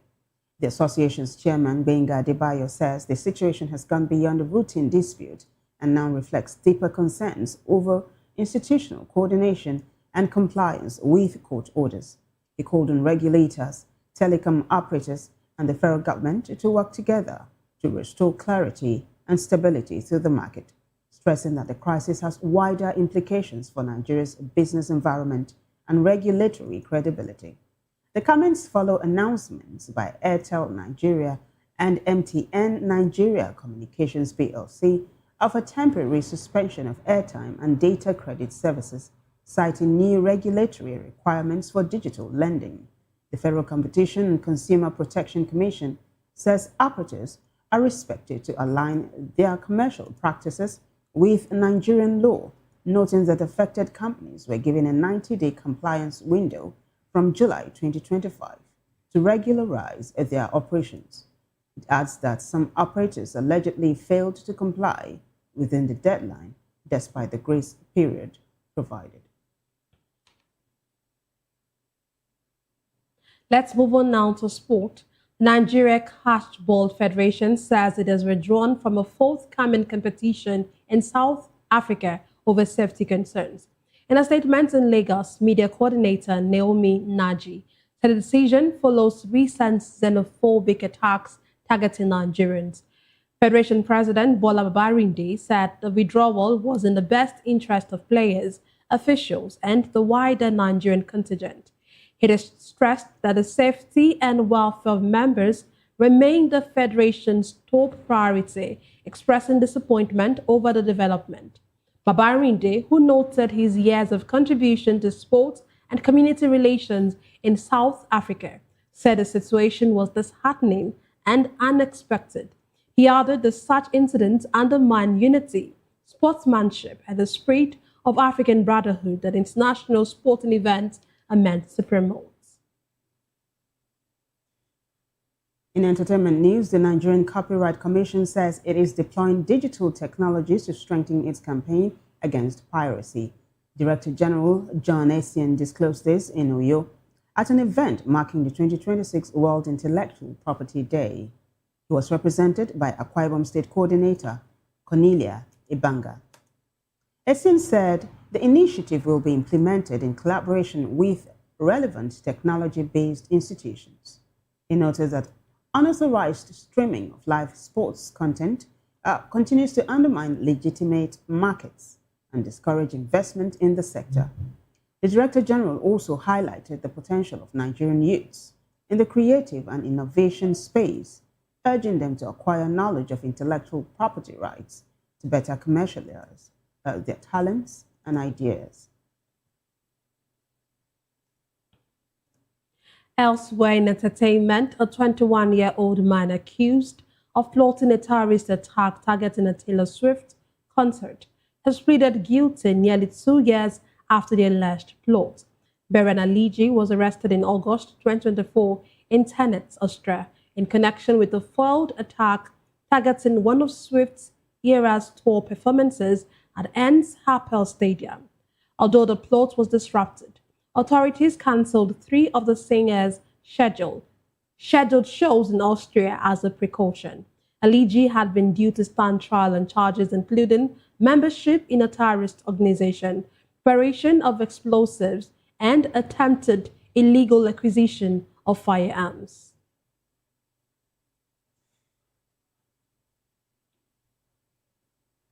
Well, it's a wrap on News Hour, but before we go, a quick look at the headlines. We told you that Faleke has picked presidential forms for Tinubu. Also, GAC adopts Hamzat as consensus candidate. IPAC decries high cost of nomination forms. Labour Party elects Nena D. Usman as chair. Mark faction urges CJN on speedy judgment. Reps approved Tinubu's $516 million loan request. Well, on the foreign scene, we told you that Trump has welcomed King Charles and Camilla. In business, Alton warns airtime dispute threatens 400 billion naira market. In sports news, Nigeria withdraws from South Africa catchball tournament. And in the world of entertainment, NCC targets piracy with digital tools. Do well to subscribe to our YouTube channel. On YouTube, we are Voice of the People Television. And on other social media platforms, we are at Vop Tv Live. If you witness news happening near you, we want to hear from you. Send your eyewitness report, event coverage requests, photos or videos directly via WhatsApp to 0814-606-4057. You can also reach our newsroom by email at news@vop.ng. I am Nenna Ndomdioto. And I am Vivian Oguche. Thank you for watching.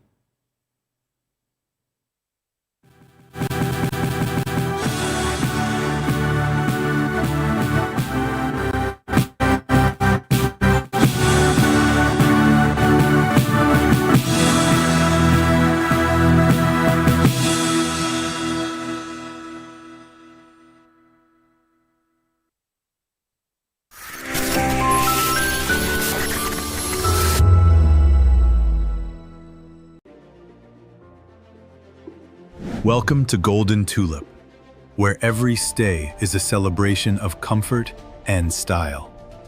Discover beautifully designed rooms crafted for your relaxation and peace of mind. Savor delicious, expertly prepared meals at our exceptional restaurants. Relax and socialize at our elegant lounge bar. Refresh yourself at the vibrant pool bar and enjoy a soothing swim in our sparkling pool. Planning something special?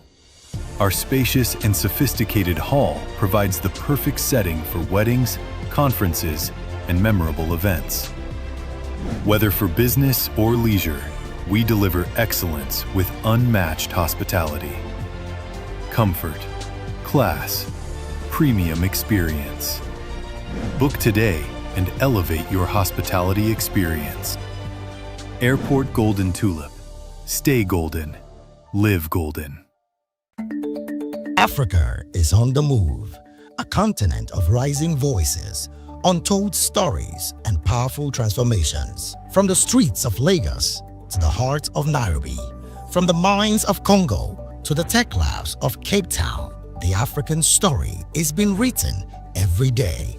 Bold, dynamic, unstoppable. This is African News on Voice of the People Television. We don't just bring you the news. We analyze and bring you Africa's heartbeat, the politics that shapes our nations, the economies that drives our future, the cultures that defines who we are, the voice that must be heard. Africa News, Africa's voice, Africa's future. Where Africa speaks, the world listens.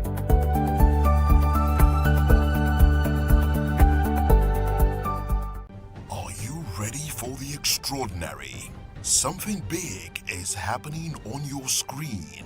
Introducing Vop TV, now streaming on SLTV channel 264. From breaking news to captivating conversations, news analysis, giving you all sides to the story. We bring in-depth discussions on the issues that matter, from politics to sports, entertainment, and lifestyle. Vop TV on SLTV channel 264. Join us as we redefine what television means to you. Voice of the People Television, Vop TV. Now you have more than a voice.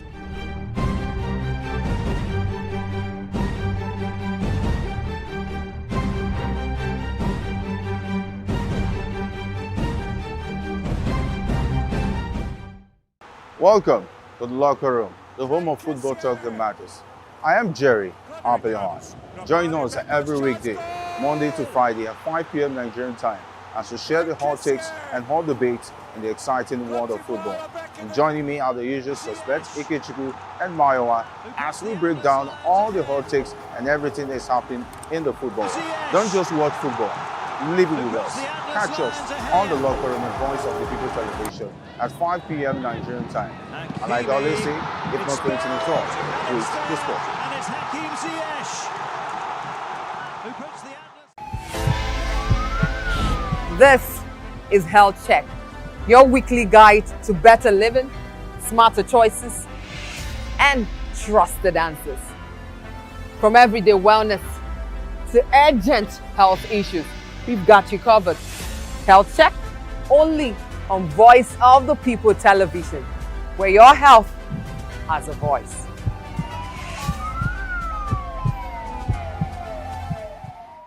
We encourage you to click on the like button and subscribe to our YouTube channel. We are Voice of the People TV. Also follow us on all our social media platforms. We are at VOP TV Live. Visit our website www.vop.ng for fresh and trending news. Also watch us live on SLTV channel 264.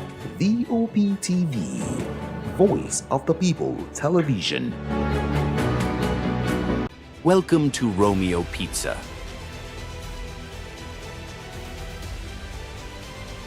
Sink your teeth into our freshly baked pizzas. Loaded with rich sauce, melted cheese, and irresistible toppings. Where every bite is a love story.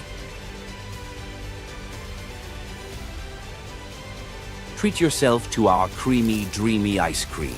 Smooth, sweet, and made to brighten your day. Or maybe you want it hot and satisfying. Our juicy shawarma is wrapped to perfection, packed with flavor in every mouthful. Pizza, ice cream, shawarma. Why choose one when you can have it all? Romeo Pizza has exactly what your taste buds desire.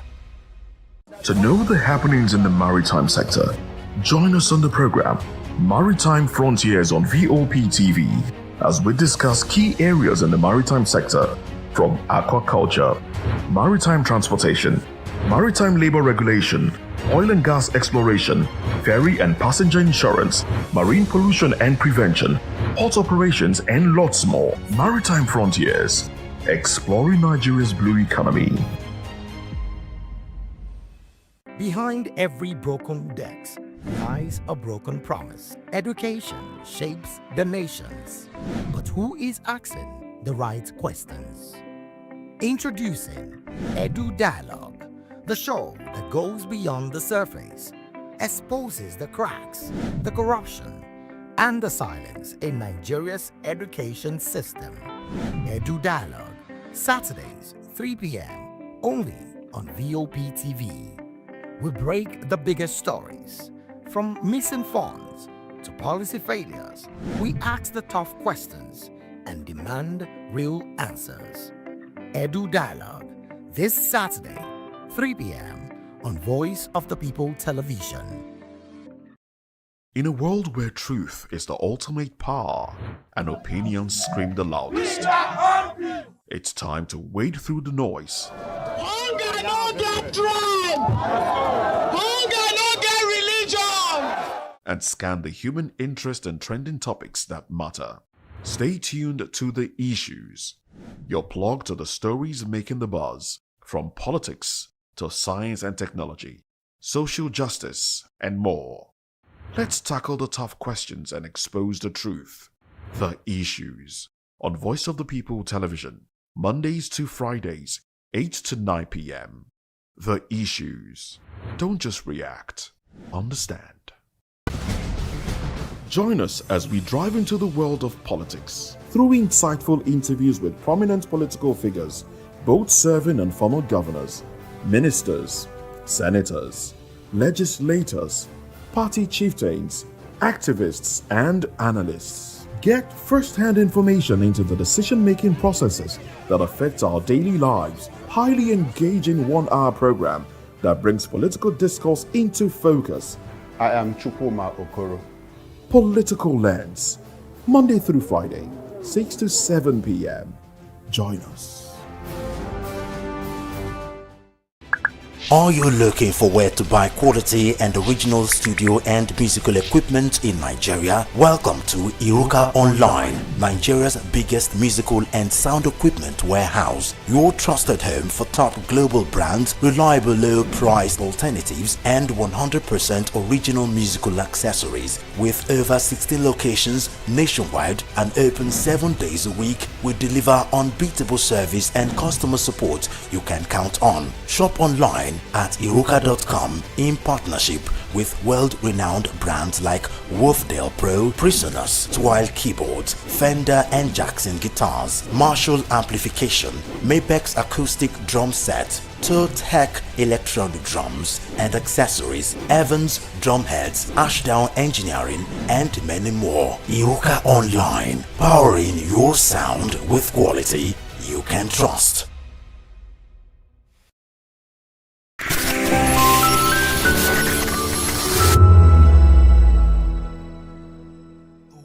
TV. Now, you have more than a voice.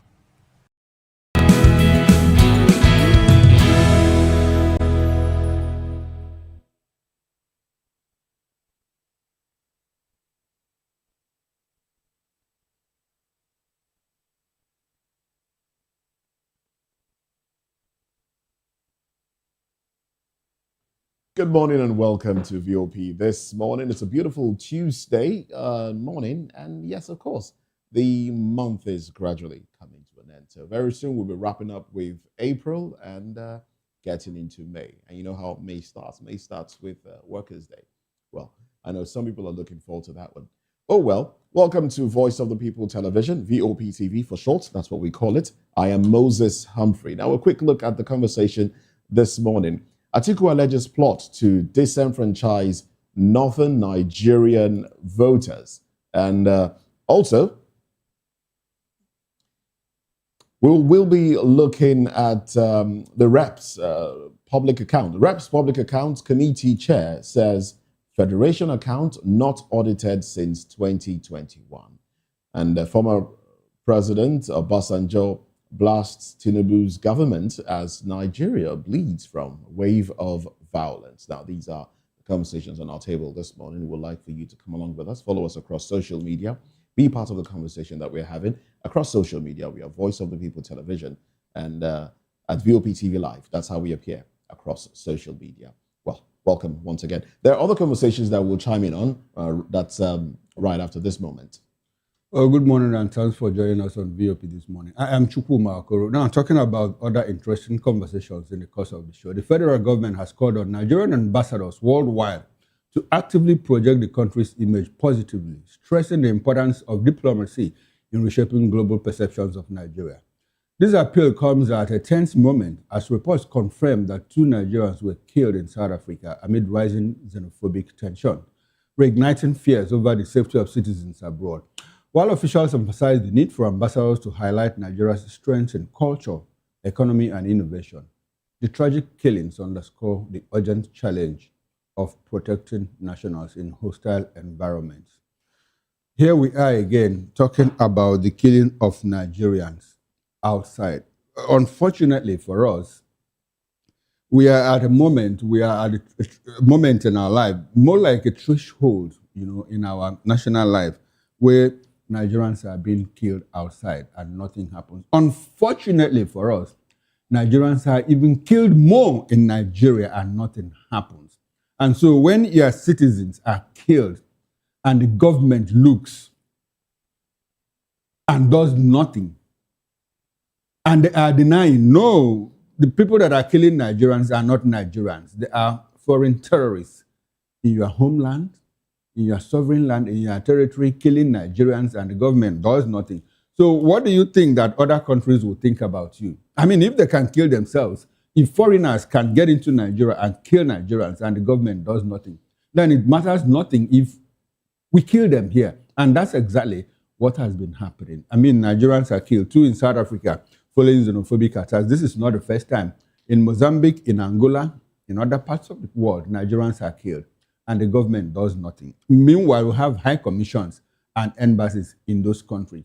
So it speaks to the kind of people we have, because as a matter of fact, diplomacy and international relations is a product of what you are inside that is taken outside. And so if your people at home are not taken care of when they are killed in their numbers and the government does nothing, now they are killed outside, what do you think that the government will do? You recall that sometimes when Americans are killed outside, America goes the extra mile to ensure that they secure justice for those victims. We mustn't be America, but it's not only America that does that.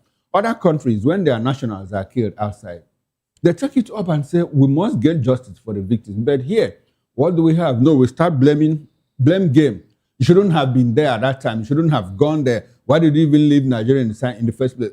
As a matter of fact, it becomes easy to tribalize it. Oh, it's people from this part of the country, from this ethnicity that are causing, damage to Nigeria's image and all of that. So if we work under such circumstances, that, nobody will respect us. At independence, Nigeria projected hope for not just Africa, but for the black race. But we are in a situation where we have taken the backseat, more like a sleeping giant of Africa. And so when our nationals are killed outside, we do nothing. Why? Because we cannot even protect the people inside. I cannot keep re-emphasizing it. It is very obvious that is what is going on. It speaks to the kind of economic decline and uneven economic development that we have here. Otherwise, it will be, I ask the question, how many South Africans do you see here? How many Ghanaians do you see here? They are here, but not in the numbers that we see Nigerians outside, because their country is safe and comfortable for them to do business. They have conducive business environment, so they stay there. How many Australians do you see here? Go to Australia and see thriving Nigerian communities. Go to any part of the world, you see thriving Nigerian communities. But at the end of the day, at any little infraction, any little problem, they become victims. Government, it's your call to protect Nigerians, both at home and abroad. Unfortunately, we have lost 2 Nigerians due to xenophobic attacks. Like I said, this is not the first time. Not just in South Africa, it happened in Angola, it happened in Mozambique and other parts of the world. So we need a government that can stand up, for its citizens at any time. You've said a lot already. It's tough being a Nigerian when you think about these issues that you raised now. It's really tough being a Nigerian because the government is on one side, not not protecting the people like it should. Back home in Nigeria, Nigerians do everything for themselves. They provide the basic amenities for themselves, they provide security for themselves. You basically fight for yourself, and then you go outside the country as well, and your high commission, the representative of your government in those countries cannot even speak for you. So it's tough being a Nigerian, and I understand that we have our own excesses. Nigerians have their own excesses, and I start to wonder, at what point did we get it wrong? At what point did we become this kind of people that, we are perceived as being lawless? We are perceived as, we become extravagant in the face of the other people in other people's countries, in their faces. We do things to the point where other countries, our neighbors, those that ordinarily should be our brothers and sisters across Africa, are saying Nigerians leave our country. It's tough. It's tough being a Nigerian. I mean, the issues are right there. You go to places like the UAE, you see Nigerian communities causing mayhem, and you start to wonder, are we the only people on planet Earth? Of course we are not. You go to South Africa, xenophobia in South Africa, it's not the first time. What has government done? All the times that it has happened, what has government done? There was a time, the last one that happened, there was a clampdown on South African businesses in Nigeria. I don't want to name names now, but a few of them, Nigerians said, okay, we'll clamp down on your businesses. Well, did that deter the perpetrators of these things? No. Did we have a tete-a-tete with the government to ensure that this is nipped in the bud? No. I'm not sure anything was really done to ensure there was no repeat of this. And now there is a repeat of it. And now we're talking about it. And we'll talk about it another time. Maybe in the next few months or maybe in the next few years, you will hear that some Nigerians are attacked. And, you start to wonder, what are the things that we are doing? You hear South Africans say, oh, they're taking our women. They're taking it's terrible. It's horrible to hear these things. We should be able to respect ourselves in other people's land. All right. I'm not even talking about the women thing. I think that's a trivial argument. It might not be trivial. It might not be trivial because, there's a way they used to roll, until Nigerians got there. I understand that they used to love themselves freely. And Nigerians use money to confuse the girls and all of that. We're having the same problem in Ghana. In Ghana, my fatherland, actually, we're having the same problem. There was a video that trended the other day. Some Ghanaians gathered and said Nigerians should go. Stop renting houses to Nigerians. They take our women. They give they spend lavishly on you. Them. They give you money. And so we cannot afford them again. Not even that. And then they use you for ritual purposes. Okay. All right? And then these accusations come up and you start to wonder. And then, yes, of course, if you look around, we do have quite a lot of Nigerians in Ghana doing internet fraud. Yes. A lot of them are in Ghana. There was a time I was, some years back, I was coming back I went to Warri, and I was coming back to Lagos. And in the bus I took, there were 4 young men, at the back seat. That they all had white T-shirts and jeans on, and somebody got talking with them, and then we got talking. And they said they were all going to Ghana. Yes, I think they were coming to Lagos and then going to Ghana, and then they will have to work for somebody. And by the time the conversation got interested, I realized they were going there to do fraud. Yes, because according to them, the steady light there, their internet is stable and all of that. So it makes it easier for them. There's something that you say that needs re-emphasizing. The fact that, at some point in Nigeria, we had squabbles with South African companies, But what I want to emphasize is that, these are conglomerates, big multinationals. So that is South Africa's export to Nigeria. So what do we export to South Africa? What do we export? Maybe few and far between high-profile professionals that work in universities and few industries and all of that. Entertainers. Then, a few entertainers. Exactly, they go and come back. Then the remaining, about 95% are into the flip side, fast businesses and all of that. And so that is what we export to South Africa. At the end of the day, we come in collision with either the police, with the natives and all of that. When you set up shops, you begin to grow and the natives have a problem with that. So it's a big problem. The whole thing speaks to the economic decline that we witness here. When you talked about excesses, yes, I know that Nigerians are very loud. But they also see that they are. Have you seen the excesses of Chinese people here? How they treat workers in Chinese factories? Absolutely. How they treat our women outside in bars and clubs and all of that? With utmost disregard. Disregard, you know. It's because we have. And we don't even have our people speak up for the people, for Nigerians. No. A certain Chinese pushed down a factory worker from a first floor in Abia State. Why? Because the girl refused his advances. He pushed her down and the woman died. Up until this moment, maybe I need to go back and find out what happened to the Chinese. Because after some time, police arrested him. He was taken to court and he was let go and all of that. I'll go back to that story and find out what happened. That is one of the so many stories that we hear in our factories. Indians, Chinese, Lebanese, they treat our women, even our men, with disregard and all of that. So it speaks to how we take our people, ourselves. And until we begin to treat ourselves with dignity, others, foreigners, will not treat us with dignity, unfortunately. Of course. Oh, well. Very unfortunate incident, I must say. There was even the one I saw over the weekend.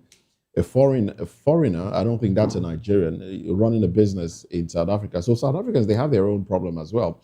They are very, they have, I don't know if it's anger issues or not being willing to work. I mean, it's a carryover from the apartheid. The apartheid. One South African went to, that woman's store to eat, and then she told him how much he was supposed to pay, and then he got angry that she spoke to him rudely, and he brought out his gun, shot her twice in the head, and walked away. Will he be arrested? The other day, it was a Nigerian cab driver who was strangulated to death. A young boy who was in South Africa to make a living, schooling and also earning a living, and then he was strangled to death. I think they arrested the couple that did that to him. But what did NIDCOM do? What did NIDCOM do? And they watch. Our High Commission in South Africa, what did they do? What have they done? They see these things. They see how your government reacts when your people are attacked, and they feel, okay, no, they won't do anything. So they do more. I think we should sit up and regard ourselves, regard our people, and protect our own. Because if we don't protect our own, I mean, the world will take us for granted. They will, push us down and trample on us, and that's what they're doing.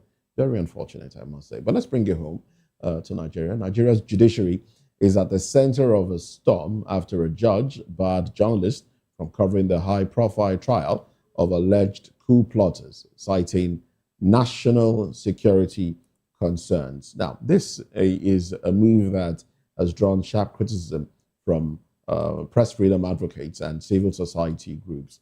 The controversial decision came just hours before another court's directive ordered that the trial be conducted speedily, underscoring the gravity of the charges and the government's determination to conclude proceedings without delay. Now, a viral footage, which of course you can see on our screen from outside the courtroom, shows a heavy security presence and tense scene as reporters and observers were turned away, fueling public debate over transparency, accountability, and the balance between state security and democratic rights. Now, it is the right of Nigerians to see what is going on within this trial, as Nigerians need to know, the nitty-gritty of it. I think the press and maybe civil society organizations should take this up and have the court, lift whatever ban it has placed on media coverage of this incident. I mean, you should have, even if you don't want social media bloggers and the rest of them in the courtroom, you should have registered media companies in the courtroom, as they need to report the day-to-day proceedings for Nigerians to follow through and know what's going on there. That's just what I would say. Yes. I think it's important. It is necessary that we hear or we see how these people are tried. I mean, people that wanted to topple government, a civilian government elected by our own dear Nigerians. And well, that's it.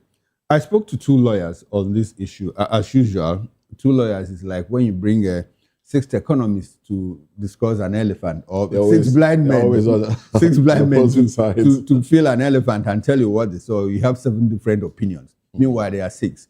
So, as usual, I got 2 lawyers talking on this, and they had, in fact, 3 different opinions. 2 lawyers, but 3 different opinions. One said, well, the judge owns the court and decide what happens in the court. That is an exclusive right of the judge to decide this is what or how I want my court to be. And another said, well, that the judge does that within the rules of the court. And so what does the rule of the court say? Free and fair hearing. So which one overrides the other? I mean, the debate became interminable at a point I had to exit. I said, well, at least I have got what I wanted. But as journalists, it's our responsibility and our duty to inform the public. If these people had tried, to topple the government, and we are told that they tried to topple the government, I think conventional wisdom demands that if they are being tried in public court, Nigerians should know, what they say, the motive behind all of that.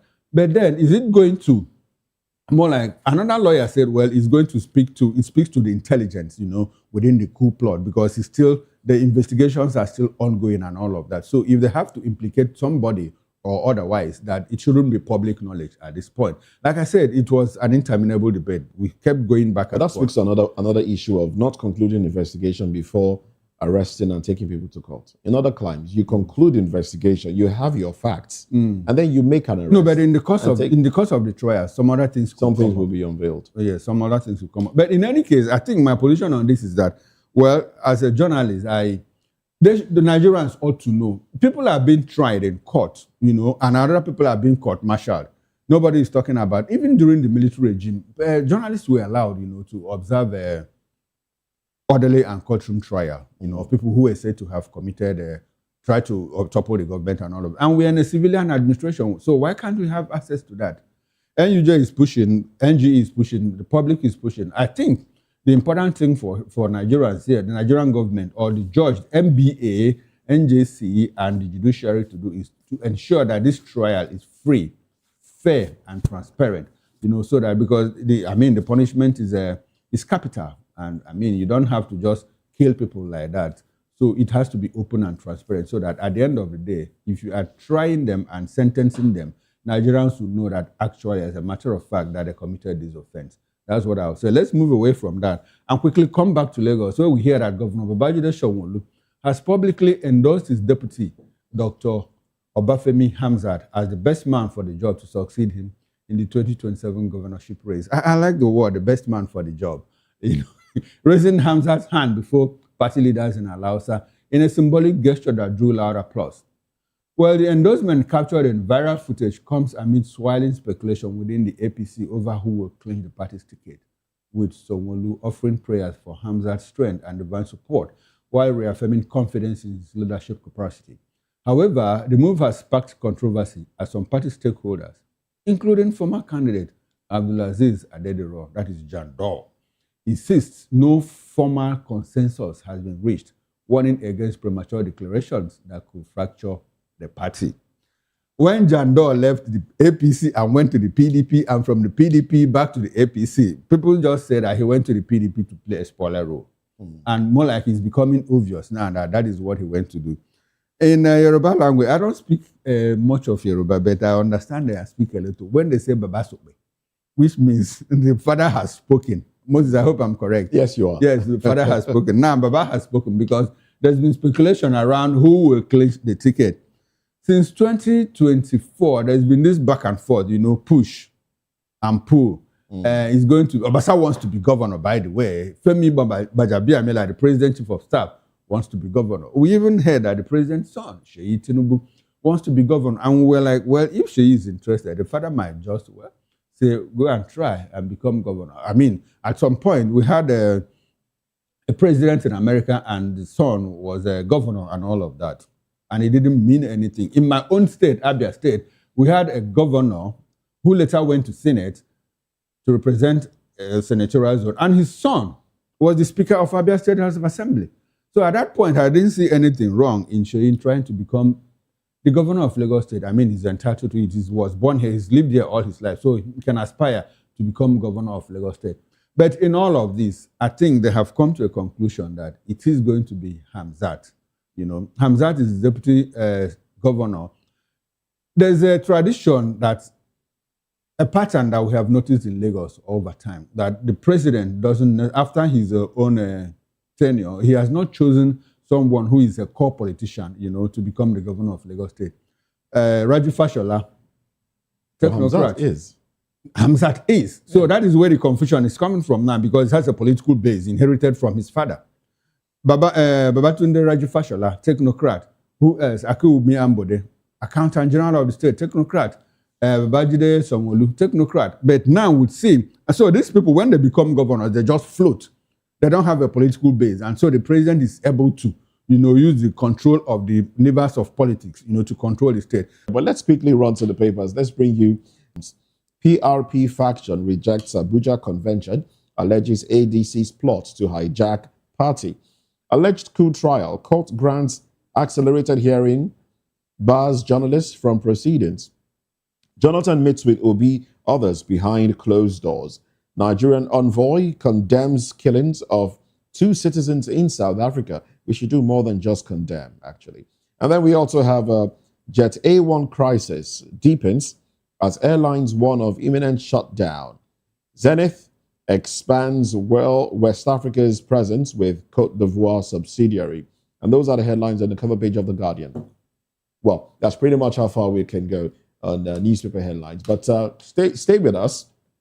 10 o'clock, right after this conversation, we'll be looking at the headlines again from different dailies, and we will be dissecting them. And of course, you have the panelists here for today. Now let's get into our very first conversation for this morning. Atiku alleges plots to disenfranchise northern Nigerian voters. Let's talk about this when we come back. Stay with us.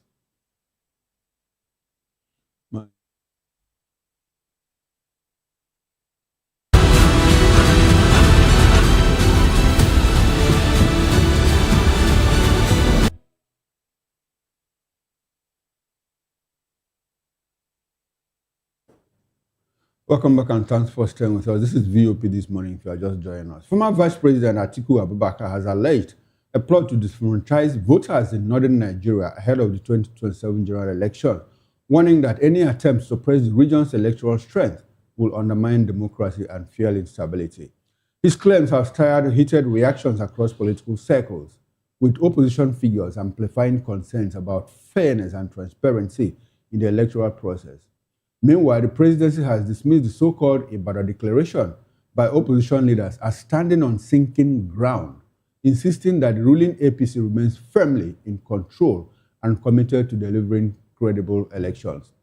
Adding to the tension, Salihu, a chieftain of the ADC, has declared that the APC government will fail the integrity and credibility test in 2027, accusing the ruling party of eroding public trust through poor governance and questionable practices. We have in the studio here in Lagos, who we are broadcasting from, Prince Francis Chilaka. He's a public and political affairs analyst. We also have beside him Mr. Elvis Elimihele. Elvis is a political affairs analyst. They will help us make sense of these developing stories that from article that, well, he says that there are efforts to disenfranchise people from northern part of the country. And from our Edo outstation, we've been joined by Honorable Fidelis Aliyu. He's the Edo State APC Welfare Secretary. He's a human rights activist, but appears there in the capacity of a political affairs analyst. And from our Oka outstation, we have Honorable Ejiofor Egwuatu, former House Committee Chairman on Information and Anambra State Assembly. Gentlemen, good morning and thanks for joining us on VOP morning. This morning, we appreciate your presence. Good now, morning, Prince, good morning, Elvis. Let me start with you, Prince. How do you react to Atiku's comments that, well, there's a certain plot, you know, to disenfranchise people from the northern part of the country, especially if you put it at the backdrop? Now understand that what we are saying, that they've disappointed Nigerians and failed in their responsibility to secure the life of Nigerians. We are not just exaggerating. If this is coming from them, if they are not seeing this idea. Mr. Okoro, you will agree with me that in 2014, we have these similar issues. Where, like, with this election hold, and even if it's going to hold, is it going to be across the nation? But we saw what former President Goodluck Jonathan did over that time.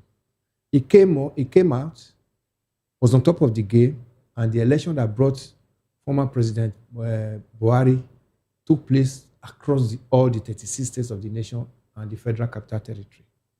That's what we'll be telling this government. The first responsibility you owe Nigerians is to secure Nigerians' life. And it's a constitutional responsibility you swore to. And now, this same government had, I'm talking of APC administration in Nigeria.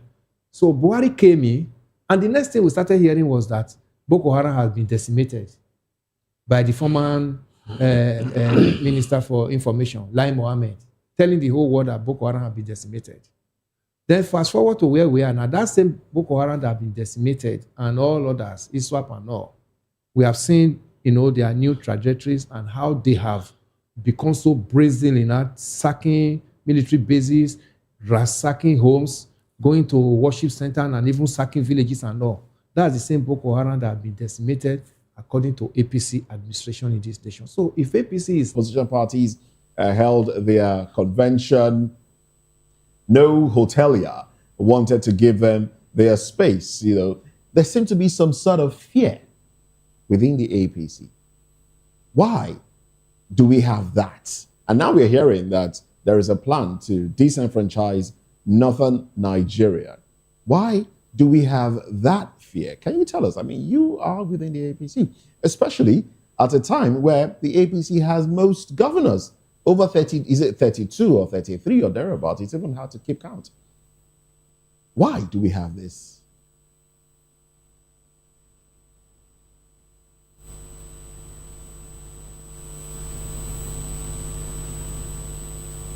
Well, I'm not hearing you. I don't know if the engineer's number, we've never had that kind of number in a party in Nigeria. But in Edo State, I mean, your governor has promised the president 2 million votes, in fact, over that. But then when the ADC came to Edo State, they had complaints. They were not even allowed to gather.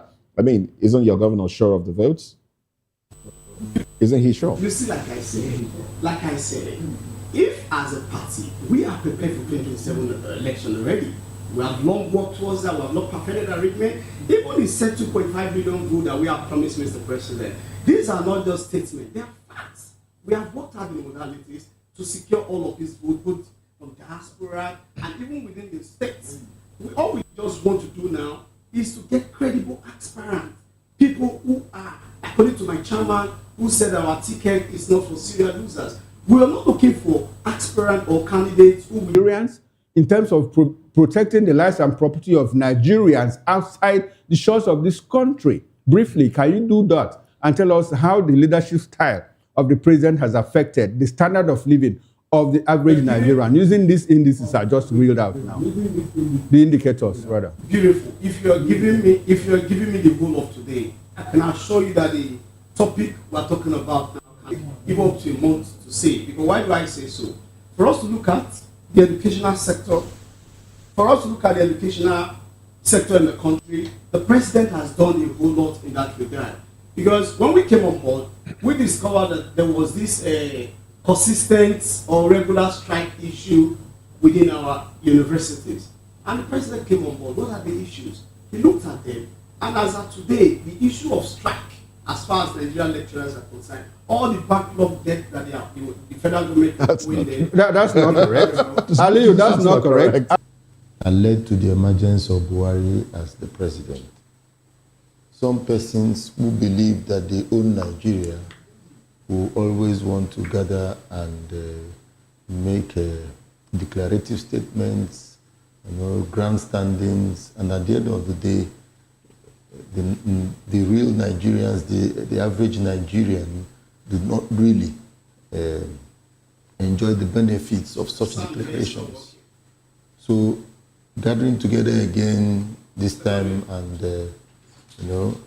declaring they are going to have one president, one presidential candidate, doesn't really make so much impact in the politics until we begin to see the actions they want to take, the steps they want to take to arrive at such a declaration. Who is going to be the president. Do you think it's possible? See how this. Do you think it's possible to? Do you, Honorable Ejiofor Egwatu, do you think it's possible for for the parties, the coalition, to come together and present one candidate? I mean, we know those. I don't see it happening.